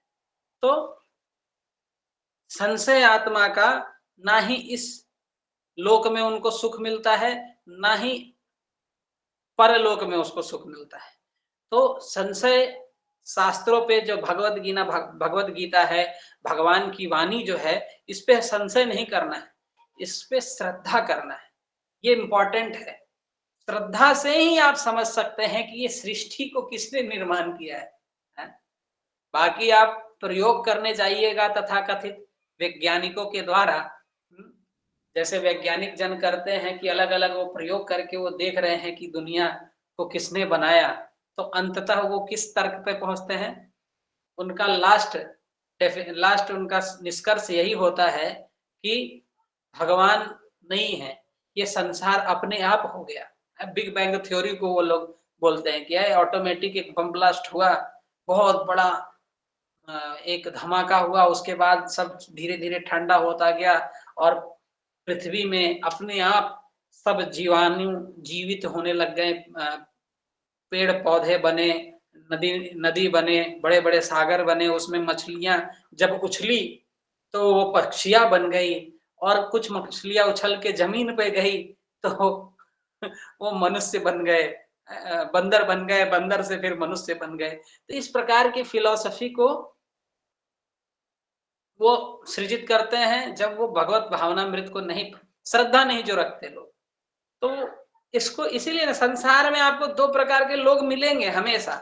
जो आसुरिक मेंटेलिटी वाले लोग हैं वो आपको हमेशा मिलेंगे, और जो दैविक मेंटेलिटी वाले हैं वो भी मिलेंगे। तो भगवान ने ये संसार इसीलिए सृजित किया है कि सब जीवों का कल्याण हो सके। लेकिन जो आसुरिक मेंटेलिटी वाले हैं, जो यहीं पर रहना चाहते हैं हमेशा, तो उसके लिए भी भगवान ने व्यवस्था किया हुआ है। ठीक है, तुम दुखी में रहना चाहते हो, ठीक है रहो, जन्म लो, अपना परिवार बनाओ, पूरी तरह से अपना पूरा जीवन जियो, बाद में मरते समय तुम्हें ज्ञात होगा कि अरे ये मेरे परिवार ही नहीं था।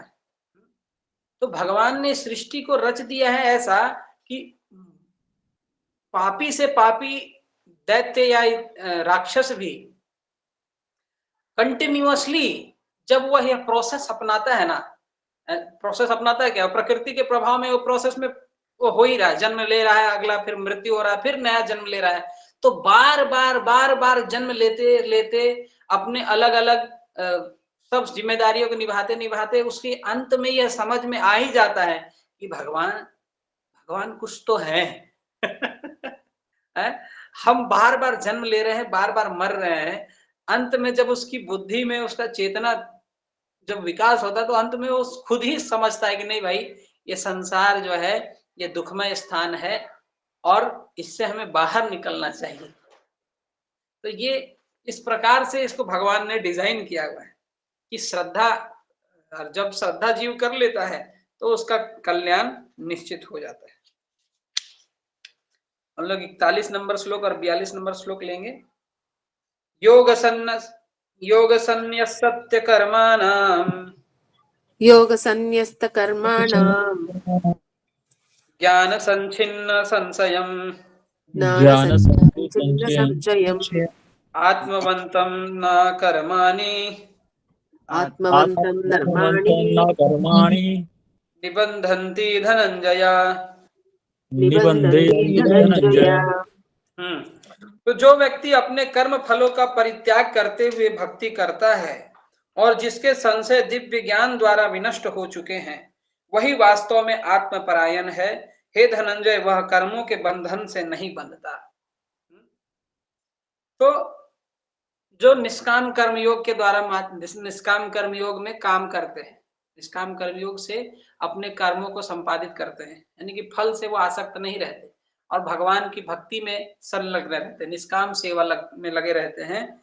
और जिसका संशय, जितने भी संशय हैं, लोगों का बहुत सारा संशय होता है, तो संशय क्या, दिव्य ज्ञान के द्वारा जिसके विनष्ट हो गए हैं, जो सब संशयों को समझ चुके हैं कि जो मेरा संशय है ये क्या हो, क्यों हो रहा है, तो ये हर एक संशय का, जैसे कि भगवान को संसार को किसने निर्माण किया है, तो संसार को निर्माण करने वाले भगवान हैं।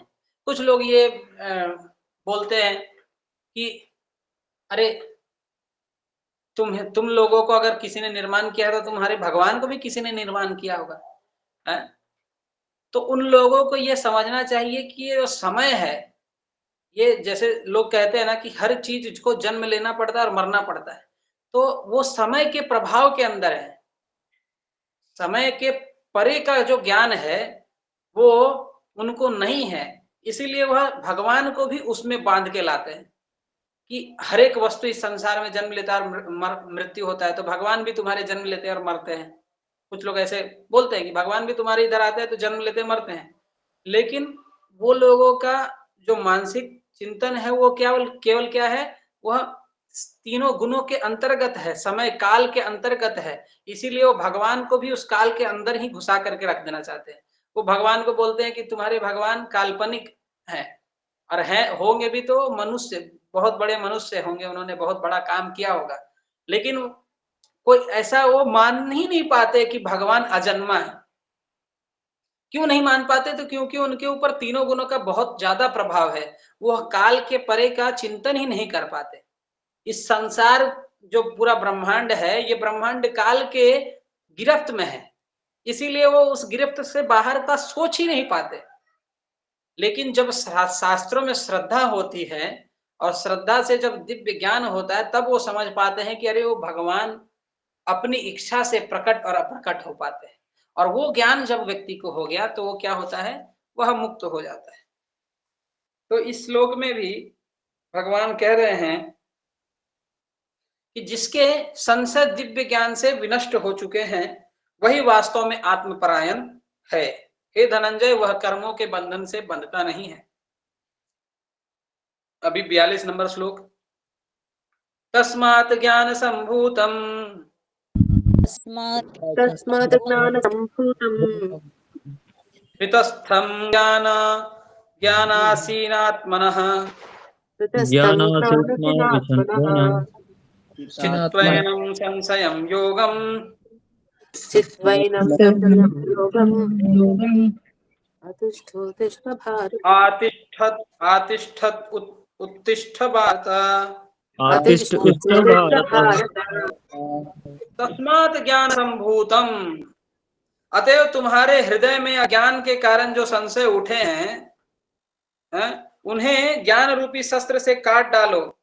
हृतस्थम ज्ञान आसीन आत्मनः। हे भारत, तुम योग में समन्वित होकर खड़े हो और युद्ध करो। भगवान बोल रहे हैं कि योग में समन्वित होकर के खड़े हो जाओ और युद्ध करो।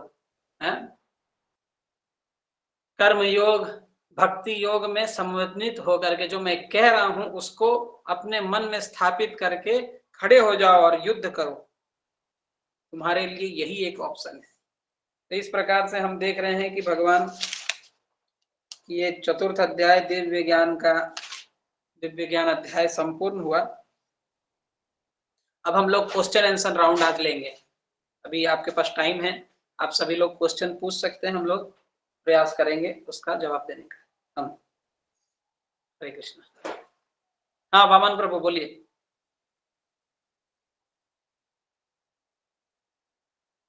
वामन प्रभु कोई क्वेश्चन है आपका? हाँ प्रभु जी, हरे कृष्ण, दंडोत हरे प्रभु। कृष्ण। प्रभु जी अभी आप पीछे में एक पढ़ाए हो ज्ञान के बारे में, 1 मिनट बताता हूँ आपको कौन सा है श्लोक, उसका थोड़ा सा मेरे को कंफर्म करना था।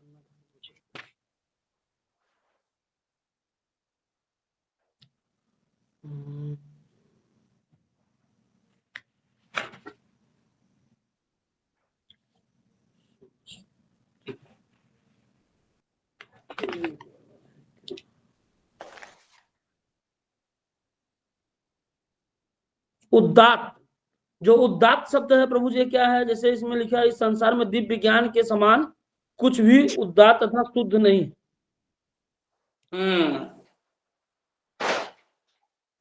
तो ये उदात्त जो शब्द है ना, ये उदार शब्द से ही आया हुआ है। अच्छा, हाँ वही चीज प्रभु जी, ठीक है, बाकी तो सही है।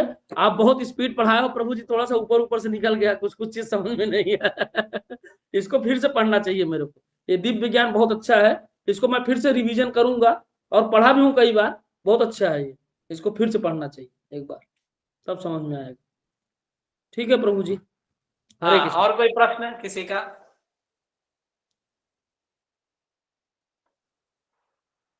इसमें ऊपर जाने वाला कोई चीज ही नहीं है प्रभु जी। देखिए आप जो कह रहे हैं ना, ऊपर से चला गया, तो आपको मैं फिर से समअप कर देता हूँ पूरा अध्याय, पहला श्लोक से 10वां श्लोक तक। भगवान अपने बारे में दिव्य ज्ञान बता रहे हैं, कृष्ण से संबंधित जो दिव्य ज्ञान है, कृष्ण कैसे भगवान है। प्रभु जी हाँ, प्लीज सुनो ना, मैं क्या बोल रहा हूँ प्रभु जी, आप लोग बहुत आगे बढ़ गए हैं प्रभु जी। वो इंटेलिजेंट जो बुद्धि है ना, वो थोड़ा कम है। जैसे आप बताते हैं अच्छा, सुनने श्रवण श्रवण तो बहुत अच्छा है, लेकिन वो जो अंतर में आत्मसात करना चाहिए, वो थोड़ा सा फ्लो कम, मतलब पकड़ नहीं पाता, कैसे नहीं कर पाता। चलिए कोई बात नहीं, मैं फिर से एक बार समअप कर देता हूँ पूरा अध्याय। तो ठीक है। पहला नंबर श्लोक से 10वां नंबर श्लोक तक हमने क्या पढ़ा? तो भगवान कृष्ण से संबंधित दिव्य ज्ञान को पढ़ा, और 11 नंबर श्लोक से 15 नंबर श्लोक तक दिव्य ज्ञान को अपने जीवन में कैसे उतारे, अलग अलग यज्ञों के माध्यम से। जैसे कुछ लोग देवताओं की पूजा करते हैं, तो भगवान उनके मन में देवताओं के प्रति भाव को प्रदान करते हैं। कुछ जो जैसे भगवान को प्राप्त करना चाहते हैं, भगवान वैसे उनको बुद्धि देते हैं। इसको हमने 15 नंबर श्लोक तक देखा। फिर 16 नंबर श्लोक से लेकर के 24 नंबर श्लोक तक कैसे भक्तगण जो शुद्ध भक्त होते हैं, ज्ञान से कर्म को समझते हैं, कर्म को करते हैं वो, लेकिन वो ज्ञान में स्थित होकर कर्म करते हैं, इसको हमने देखा। ठीक है। फिर 25 से 33 नंबर श्लोक तक अलग अलग विभिन्न विभिन्न प्रकार के यज्ञों को देखा। तो मुख्यतः कौन से यज्ञों का भगवान ने वर्णन किया? तो सबसे पहला उन्होंने द्रव्य यज्ञ का बारे में, द्रव्य यज्ञ के बारे में बताया। दूसरा भगवान ने तप यज्ञ के बारे में बताया। तीसरा भगवान ने आपका स्वाध्याय यज्ञ के बारे में बताया, और चौथा योग यज्ञ के बारे में बताया। इन 4 यज्ञों के बारे में बताया। और इसी में भगवान ने कुछ प्राणायामों के बारे में भी बताया, और उसका विशेष रूप से वर्णन हम 6ठे अध्याय में देखेंगे।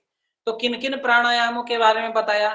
तो भगवान ने रेचक प्राणायाम बताया, और कुंभक के बारे में बताया कि कैसे योगी जन कुंभक प्राणायाम में श्वास को पूरी तरह रोक करके, आना और जाना दोनों, अपान वायु भी रोक देते हैं, प्राण वायु भी रोक देते हैं, दोनों को रोक करके वो अपने जीवन अवधि को बढ़ा लेते हैं। तो किस लिए बढ़ाते हैं?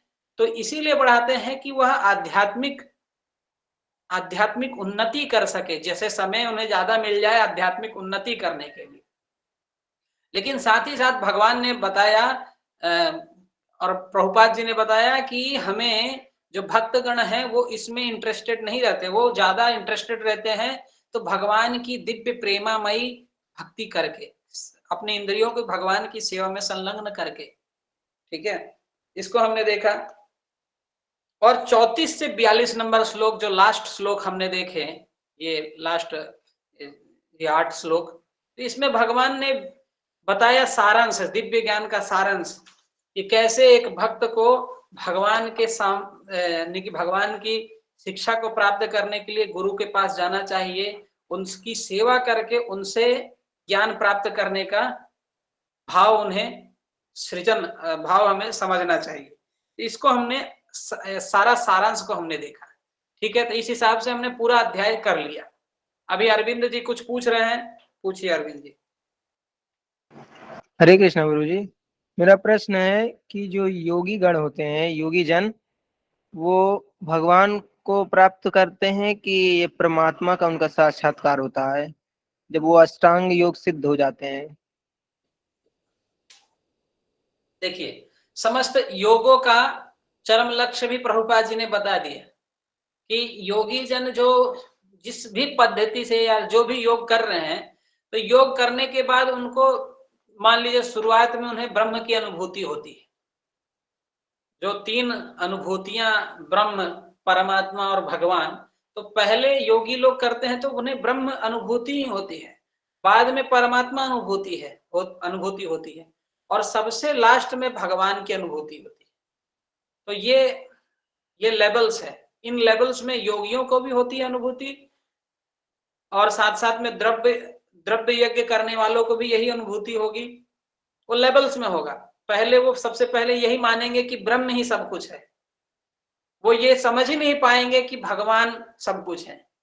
फिर जैसे जैसे वो धीरे धीरे उनकी श्रद्धा बनेगी शास्त्रों में, साधुओं में, प्रमाणिक गुरु परंपराओं में, तब जाकर के उन्हें अंततः पता चल पाएगा कि भगवान ही सबके शुरुआत हैं और ब्रह्म और परमात्मा उन्हीं का एक एस्पेक्ट है। ठीक है, ठीक है। हरे कृष्णा प्रभु जी।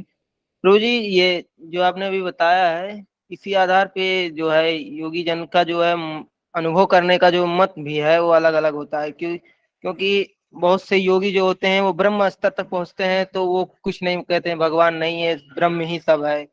जैसे और कुछ योगी जो भगवान का साक्षात्कार कर लेते हैं, वो भगवान को, जैसे वृंदावन में एक है देवराहा बाबा, वो उनसे अगर वो अष्टांग योग जो है सिद्ध थे, तो उनसे अगर पूछते थे रिपोर्टर लोग जो है जाते थे कि आप जो है सब आपने योग का जो है मूल जो है आपने इतना सिद्ध किया, तो इसका जो है सम्मान जन को ऐसा कुछ बताइए कि जो वो भी जो है सिद्धि प्राप्त कर सकें, सार बताइए। तो कह रहे थे कि वो नाम ही सब कुछ का सार है।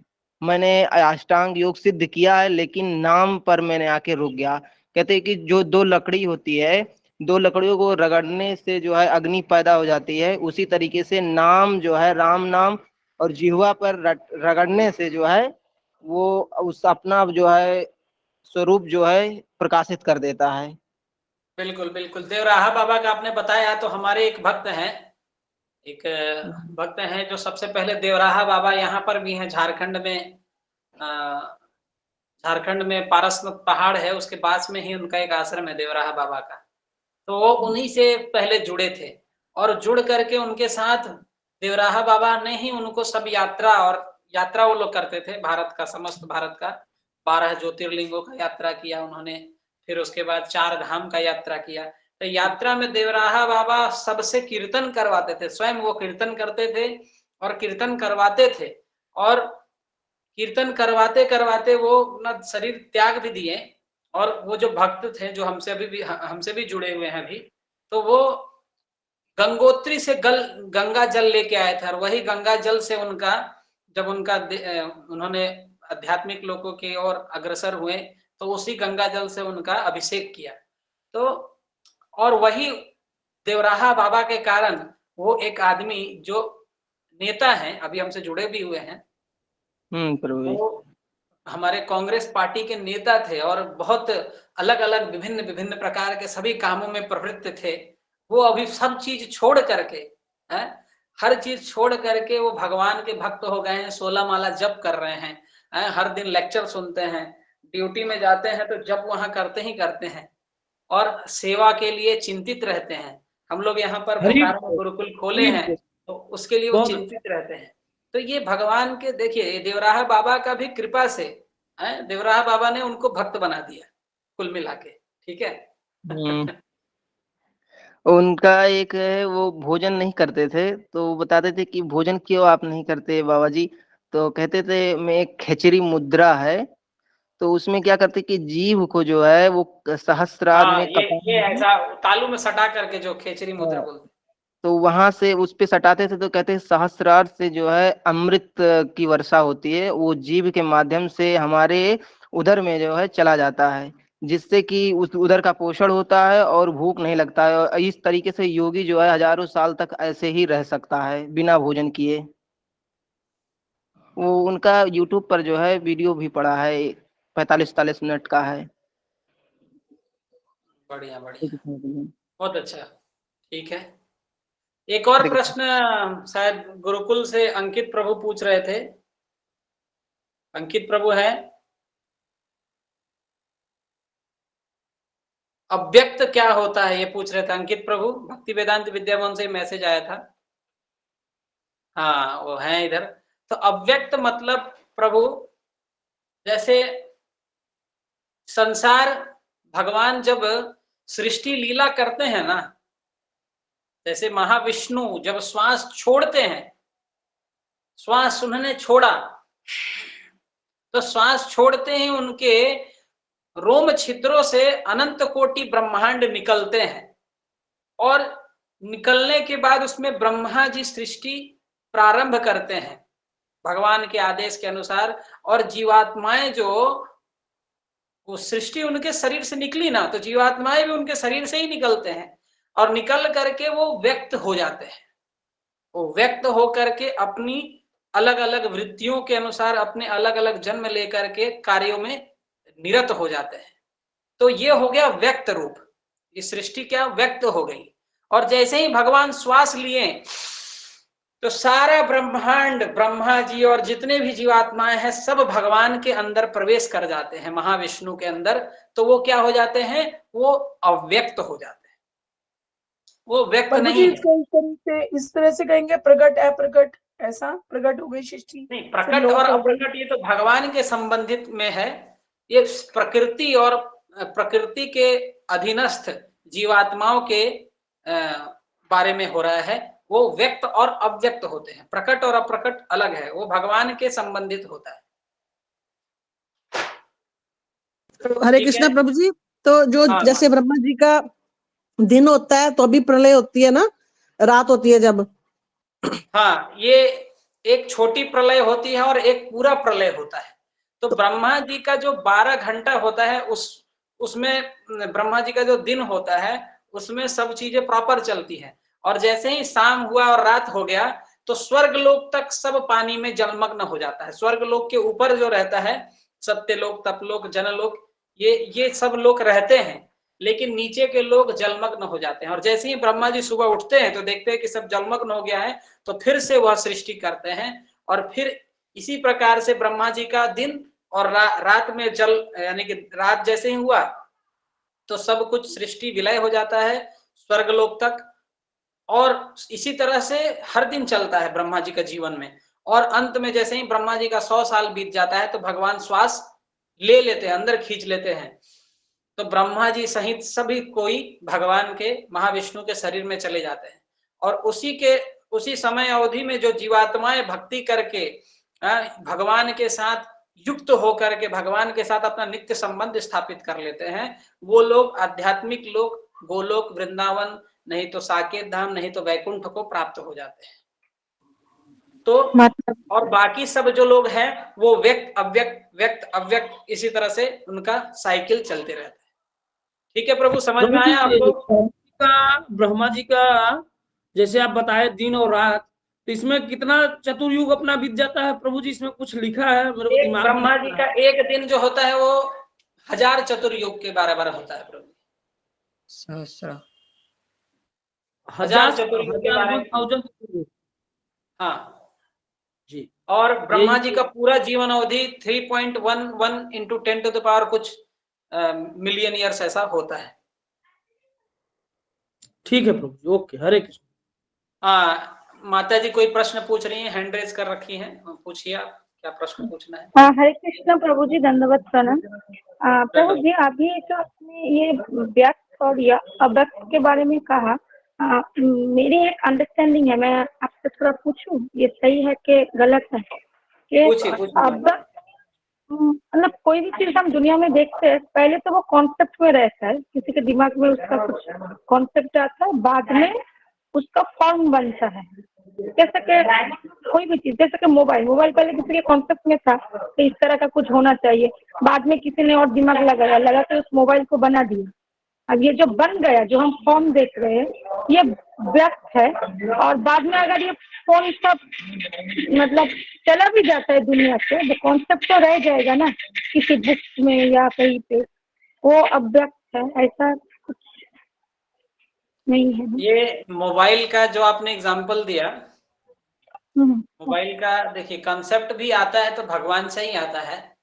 तो ये व्यक्त और अव्यक्त भगवान और जीवात्मा के संबंधित में है। आपका भी ज्ञान ये जो बोल रहे हैं कि ठीक है कंसेप्ट, लेकिन पूर्णतः ये इस हिसाब से ये व्यक्त और अव्यक्त को कहा गया है शास्त्रों में।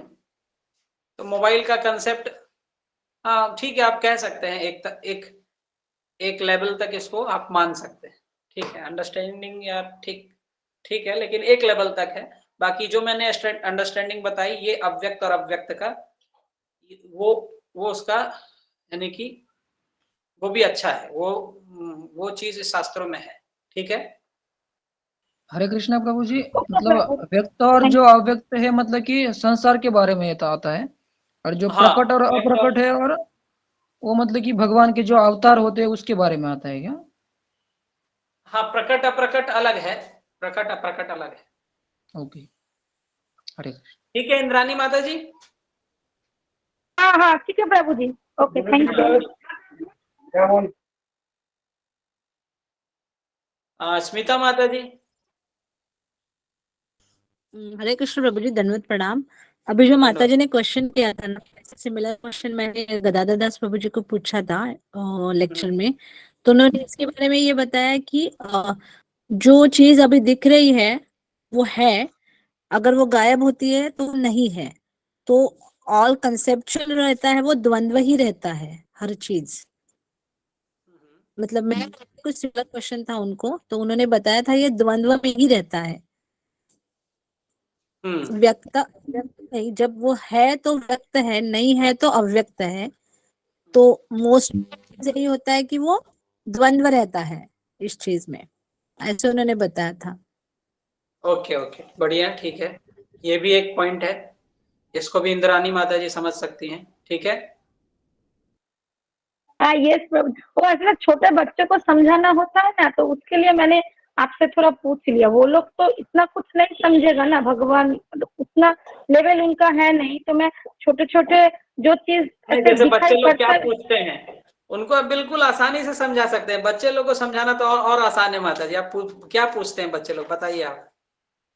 मैं उनको अब बोल रही हूँ, वो लोग छोटे छोटे ऐसे मान लो 7-8 साल के हैं, तो उनको मैं जो भौतिक चीज है जो दिखते हैं दुनिया में, उससे उनको समझाने की कोशिश करती हूँ, ताकि थोड़ा थोड़ा उनको अंडरस्टैंडिंग आए। नहीं, उनको इस तरह से भी आप समझा सकते हैं कि देखो ये संसार तुम देख रहे हो, ये भी व्यक्त होता है और अव्यक्त होता है? भगवान को जोड़िए हर स्थान पर। बच्चों को ना, भगवान बच्चों को समझाते समय भगवान को उनको उनका कंसेप्ट, भगवान का कंसेप्ट उनको बताइए।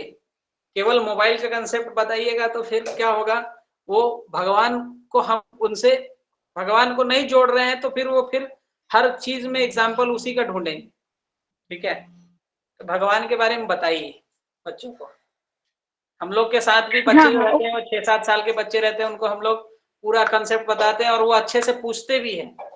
और फिर भगवान से संबंधित अलग अलग प्रश्न पूछते हैं, हम उनको और क्लियर करते हैं, तो उनका अंडरस्टैंडिंग क्लियर होता है। अब कल ही हम लोग एक जगह प्रोग्राम करने गए, तो उनको कीर्तन करने का क्यों कीर्तन करना चाहिए ये हमने उसको समझाया। वो समझ भी गया बड़ी सरलता से। वो ज्यादा नहीं, 6-7 साल का ही बच्चा था, वो खुश हो गया और कीर्तन में नाच रहा था पूरा एकदम जोड़ जोड़ से। ठीक है। प्रभु जी हमें बताइए ना, कीर्तन क्यों करना चाहिए? कीर्तन इसीलिए करना चाहिए माता जी, जैसे आपसे, जैसे उसने पूछा मुझसे कि प्रभु जी कीर्तन हम लोग क्यों करते हैं, तो मैंने उसी से एक प्रश्न और पूछा। जैसे आप पूछ रही, तो मैं आपसे प्रश्न एक पूछ रहा हूँ। आप कौन है रेणु माता जी? आप पता है आपको कौन है आप? जी, भगवान के दास। आप भगवान के अंश हैं, ठीक है। तो भगवान के अंश का क्या काम है? जैसे हमारे शरीर का एक अंग है हाथ, तो हाथ का क्या काम है? तो हाथ हमें निवाला उठा करके मुंह तक पहुंचाता है और उसी के माध्यम से वह पेट तक जाता है, और उधर में जब वो अनाज जाता है तो उससे सारे शरीर को शक्ति और स्फूर्ति मिलती है और हाथ को भी मिल जाती है। तो वैसे ही तुम अंश हो भगवान के, तो तुम भगवान का नाम का जब कीर्तन करते हो भगवान की प्रसन्नता के लिए, तो भगवान संतुष्ट होते हैं और वो संतुष्टि तुम्हारे तक आ जाती है। इसीलिए हमें कीर्तन करना चाहिए। हरि ठीक है। बोल। थैंक यू प्रभु जी, बहुत गहरा हरि बोल। बोल। बोल, बहुत सुंदर। तभी हम लोग भगवान के रिलेटेड कुछ भी करते हैं तो हमें संतुष्टि मिलती है ना प्रभु जी। जी जी जी। भगवान जब संतुष्ट होंगे तो अंतःकरण, आपका आत्मा का अंतःकरण संतुष्ट होगा। बाकी आप भौतिक चीजें जो करते हैं ना, उससे केवल क्या अपनी इंद्रियां या फिर अपना मन जो है, मन तक थोड़ा खुश होता है, लेकिन आत्मा बहुत आत्मा का जो सुख है वो भगवान का भक्ति से ही मिलता है। ठीक है। प्रभु जी ये लाइन दोबारा बोली, जो कट गया था थोड़ा, आपने क्या बोला, क्यों कीर्तन करना चाहिए? लाइन एक ही कट गई बीच में। तो कीर्तन इसीलिए करना चाहिए माता जी, जैसे आप पेड़ होता है ना, पेड़, हाँ जी। एक पेड़ होता है, पौधा होता है, तो पौधा के जड़ में आप पानी देते हैं तो सारे पौधा को शक्ति और स्फूर्ति मिल जाती है। तो वैसे ही हम लोग भगवान के विभिन्न अंग हैं, भगवान सबके मूल हैं। जैसे अगर पूरे ब्रह्मांड को एक वृक्ष के स्वरूप में आप समझिएगा, तो हम एक छोटी सी पत्ती हैं उस वृक्ष का, और भगवान उसके जड़ हैं। तो जब हम भगवान को पानी दे देंगे, भगवान की तुष्टि के लिए कुछ कार्य कर देंगे, तो हर एक पत्ती को सुख मिल जाएगा, हर एक पत्ती को स्फूर्ति शक्ति मिल जाएगी। इसीलिए भगवत गीता, भागवतम का एक श्लोक है, वो बोलता है कि उसमें कहते हैं, उसका अर्थ यह है कि आपके जितने विभिन्न प्रकार के आपके ऋण हैं, जो आपका ऋण है, वो ऋण मुक्त हो जाता है जीवात्मा जब वो भगवान की तुष्टि के लिए काम करता है।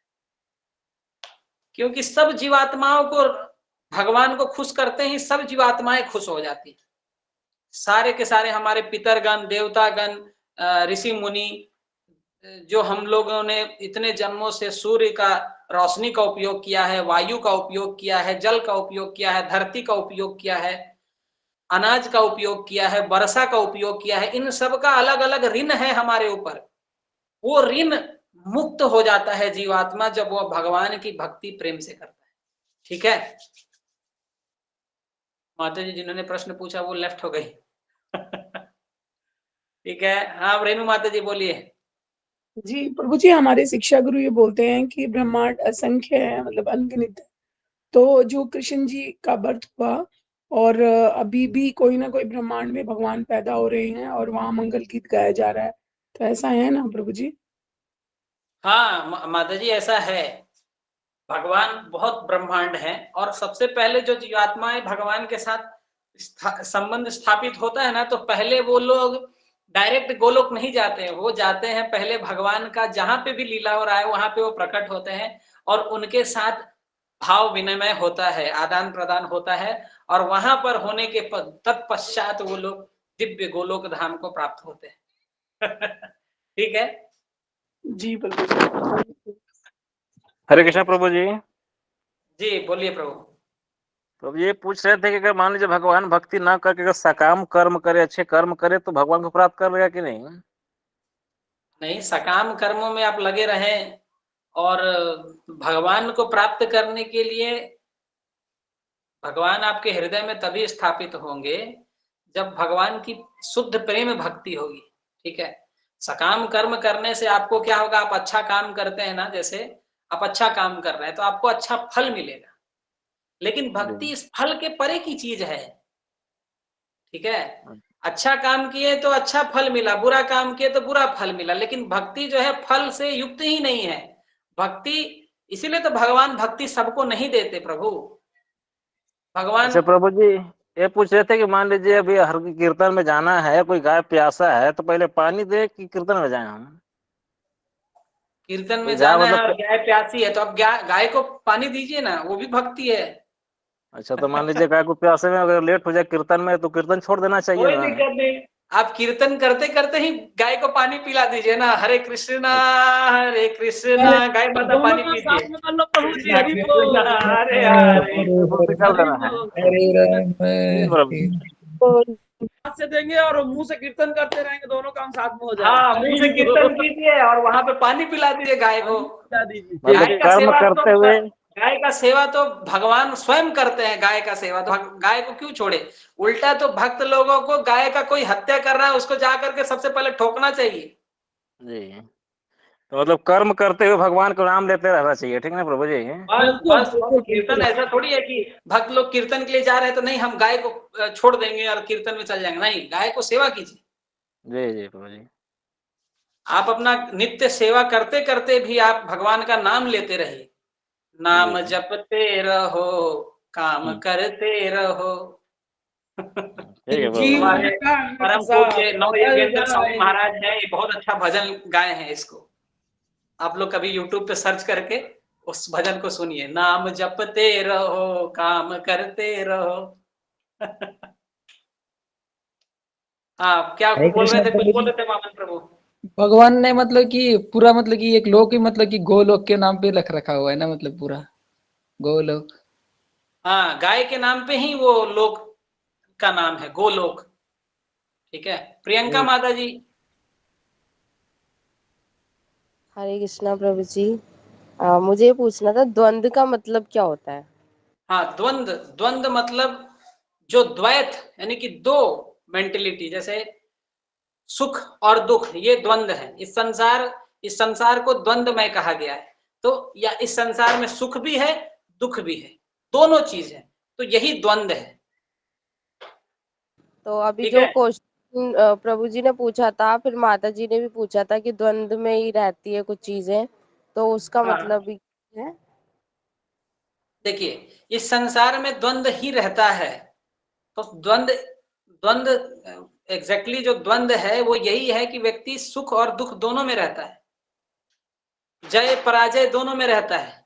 तो इस संसार में आप कुछ चीजें को वर्णन करते हैं, जैसे उन्होंने माता जी ने ये उन्होंने बोला कि एक कंसेप्ट को मैं बच्चे को समझाऊंगी कि जो मोबाइल है, मोबाइल को किसी ने सबसे पहले सोचा, फिर उसको सोच करके इम्प्लीमेंट किसी और ने किया, लेकिन मोबाइल समाप्त हो जाएगा, लेकिन वो जो सोचने की जो उसकी विधि है वो रहेगी। लेकिन ये वो विधि भी समय के साथ छिन्न भिन्न हो जाती है।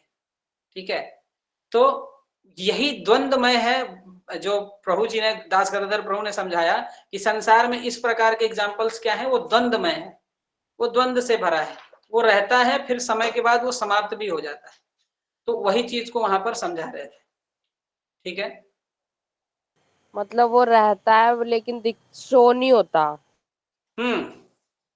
अभी जैसे राम मंदिर बना है, तो अभी राम मंदिर के जमीन के नीचे एक टाइम कैप्सूल भी लोगों ने डाल दिया है। ठीक है, अब समय के साथ बीतते बीतते बीतते एक ऐसा समय भी आएगा निश्चित रूप से कि जो साइंस और टेक्नोलॉजी पूरी तरह से समाप्त हो जाएगा, और बाद में जब लोग उस टाइम कैप्सूल को निकालेंगे बिना, तो उनको ढूंढने, वो टाइम कैप्सूल को कैसे यूटिलाइज करना है वो भी सीखना पड़ेगा।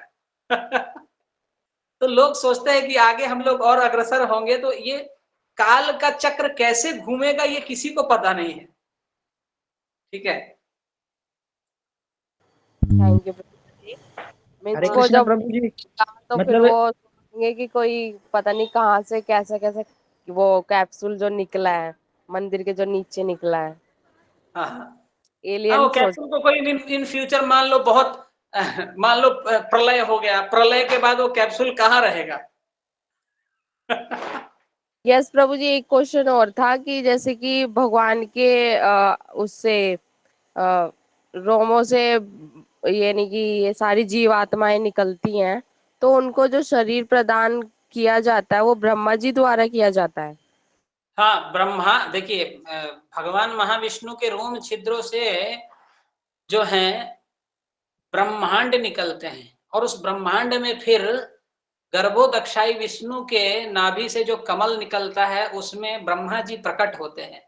और ब्रह्मा जी प्रकट होकर के प्रकृति करते हैं, और फिर जब महाविष्णु दृष्टिपाद करते हैं ना प्रकृति के ऊपर, तो वो दृष्टिपाद में ही जीवात्माएं शिव भगवान के माध्यम से प्रकृति में विलय होते हैं, और उस हिसाब से फिर जीवात्माएं ब्रह्मा जी के द्वारा मनु और शत्रुपा का जब वह सृजन करते हैं, तो उनके माध्यम से मनुष्य जन्म लेते हैं।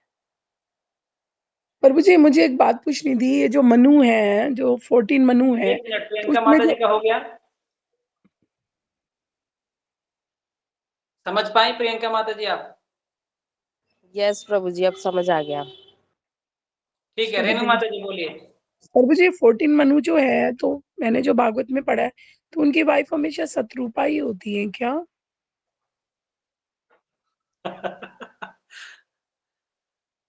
माता जी अब ये तो ब्रह्मा जी से पूछना पड़ेगा। मतलब मनु के नाम तो मुझे पता है, 14 मनु अलग अलग तो नाम है। मैं सर्च आउट करूंगा, फिर आपको बताऊंगा। जी जी जी। प्रभु जी ये सिर्फ स्वयंभू मनु की है शतरूपा।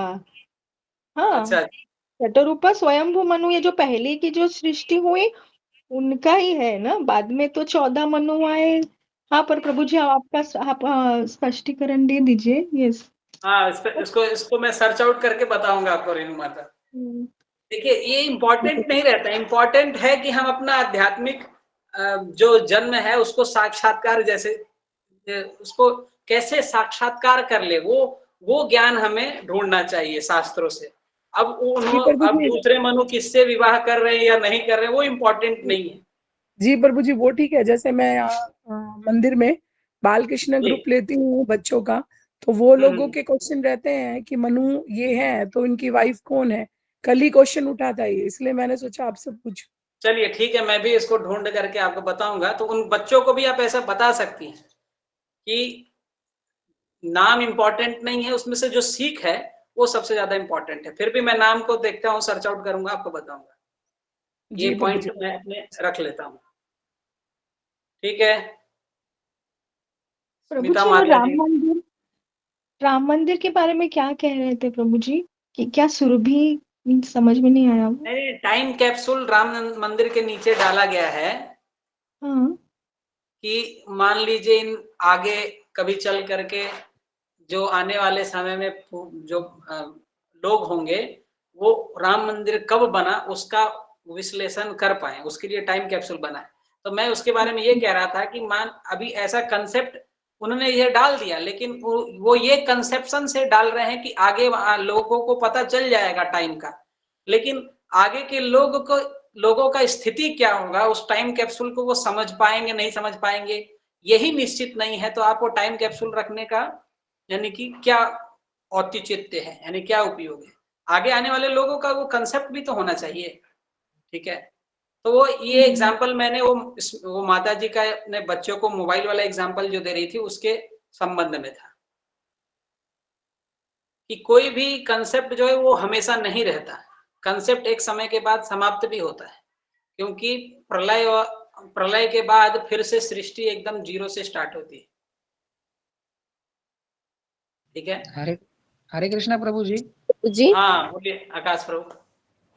ये जो मतलब कि हम जो पढ़ रहे हैं ना अभी 4th चैप्टर दिव्य ज्ञान, इसके मतलब फर्स्ट श्लोक में ही मतलब भगवान ने मतलब बताया ना, मतलब कि जो मतलब मैंने जो ज्ञान दिया हुआ है पहले तुमसे, मतलब अर्जुन से पहले भी दिया हुआ है ज्ञान, हाँ वो नष्ट भ्रष्ट हो गया, भगवान का फिलॉसफी नष्ट हो जा रहा है। जब भगवान ने जब जो भगवत गीता ज्ञान दिया वो 20 लाख सालों के बाद वो ज्ञान खत्म हो गया, तो ये मोबाइल का कंसेप्ट या नॉर्मल जो अभी साइंस के कुछ कॉन्सेप्ट्स हैं वो भी कैसे नहीं नष्ट होंगे, वो भी नष्ट हो जाएंगे। आकाश प्रभु बहुत अच्छा एग्जांपल दिए।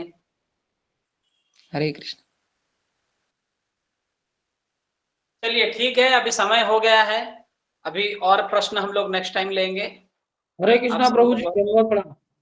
दंडवत दंडवत प्रणाम प्रभु जी। दंडवत प्रणाम प्रभु जी। हरे कृष्णा कृष्ण कृष्ण हरे हरे, हरे राम राम राम हरे हरे। प्रभु जी प्रभुपाद की जय जय। बाबला गुरुकुल में बाहर है प्रभु जी। क्या प्रभु? बाबला गुरुकुल में बाहर है। नहीं, मैं गुरुकुल में ही हूँ। मैं कॉल करूं 1 आध घंटे आधे घंटे में? ठीक ठीक, हाँ प्रभु जी कॉल करिए, 1 घंटे बात कर रहा हूँ। ठीक है प्रभु। हरे कृष्णा प्रभु जी। हरे प्रभु जी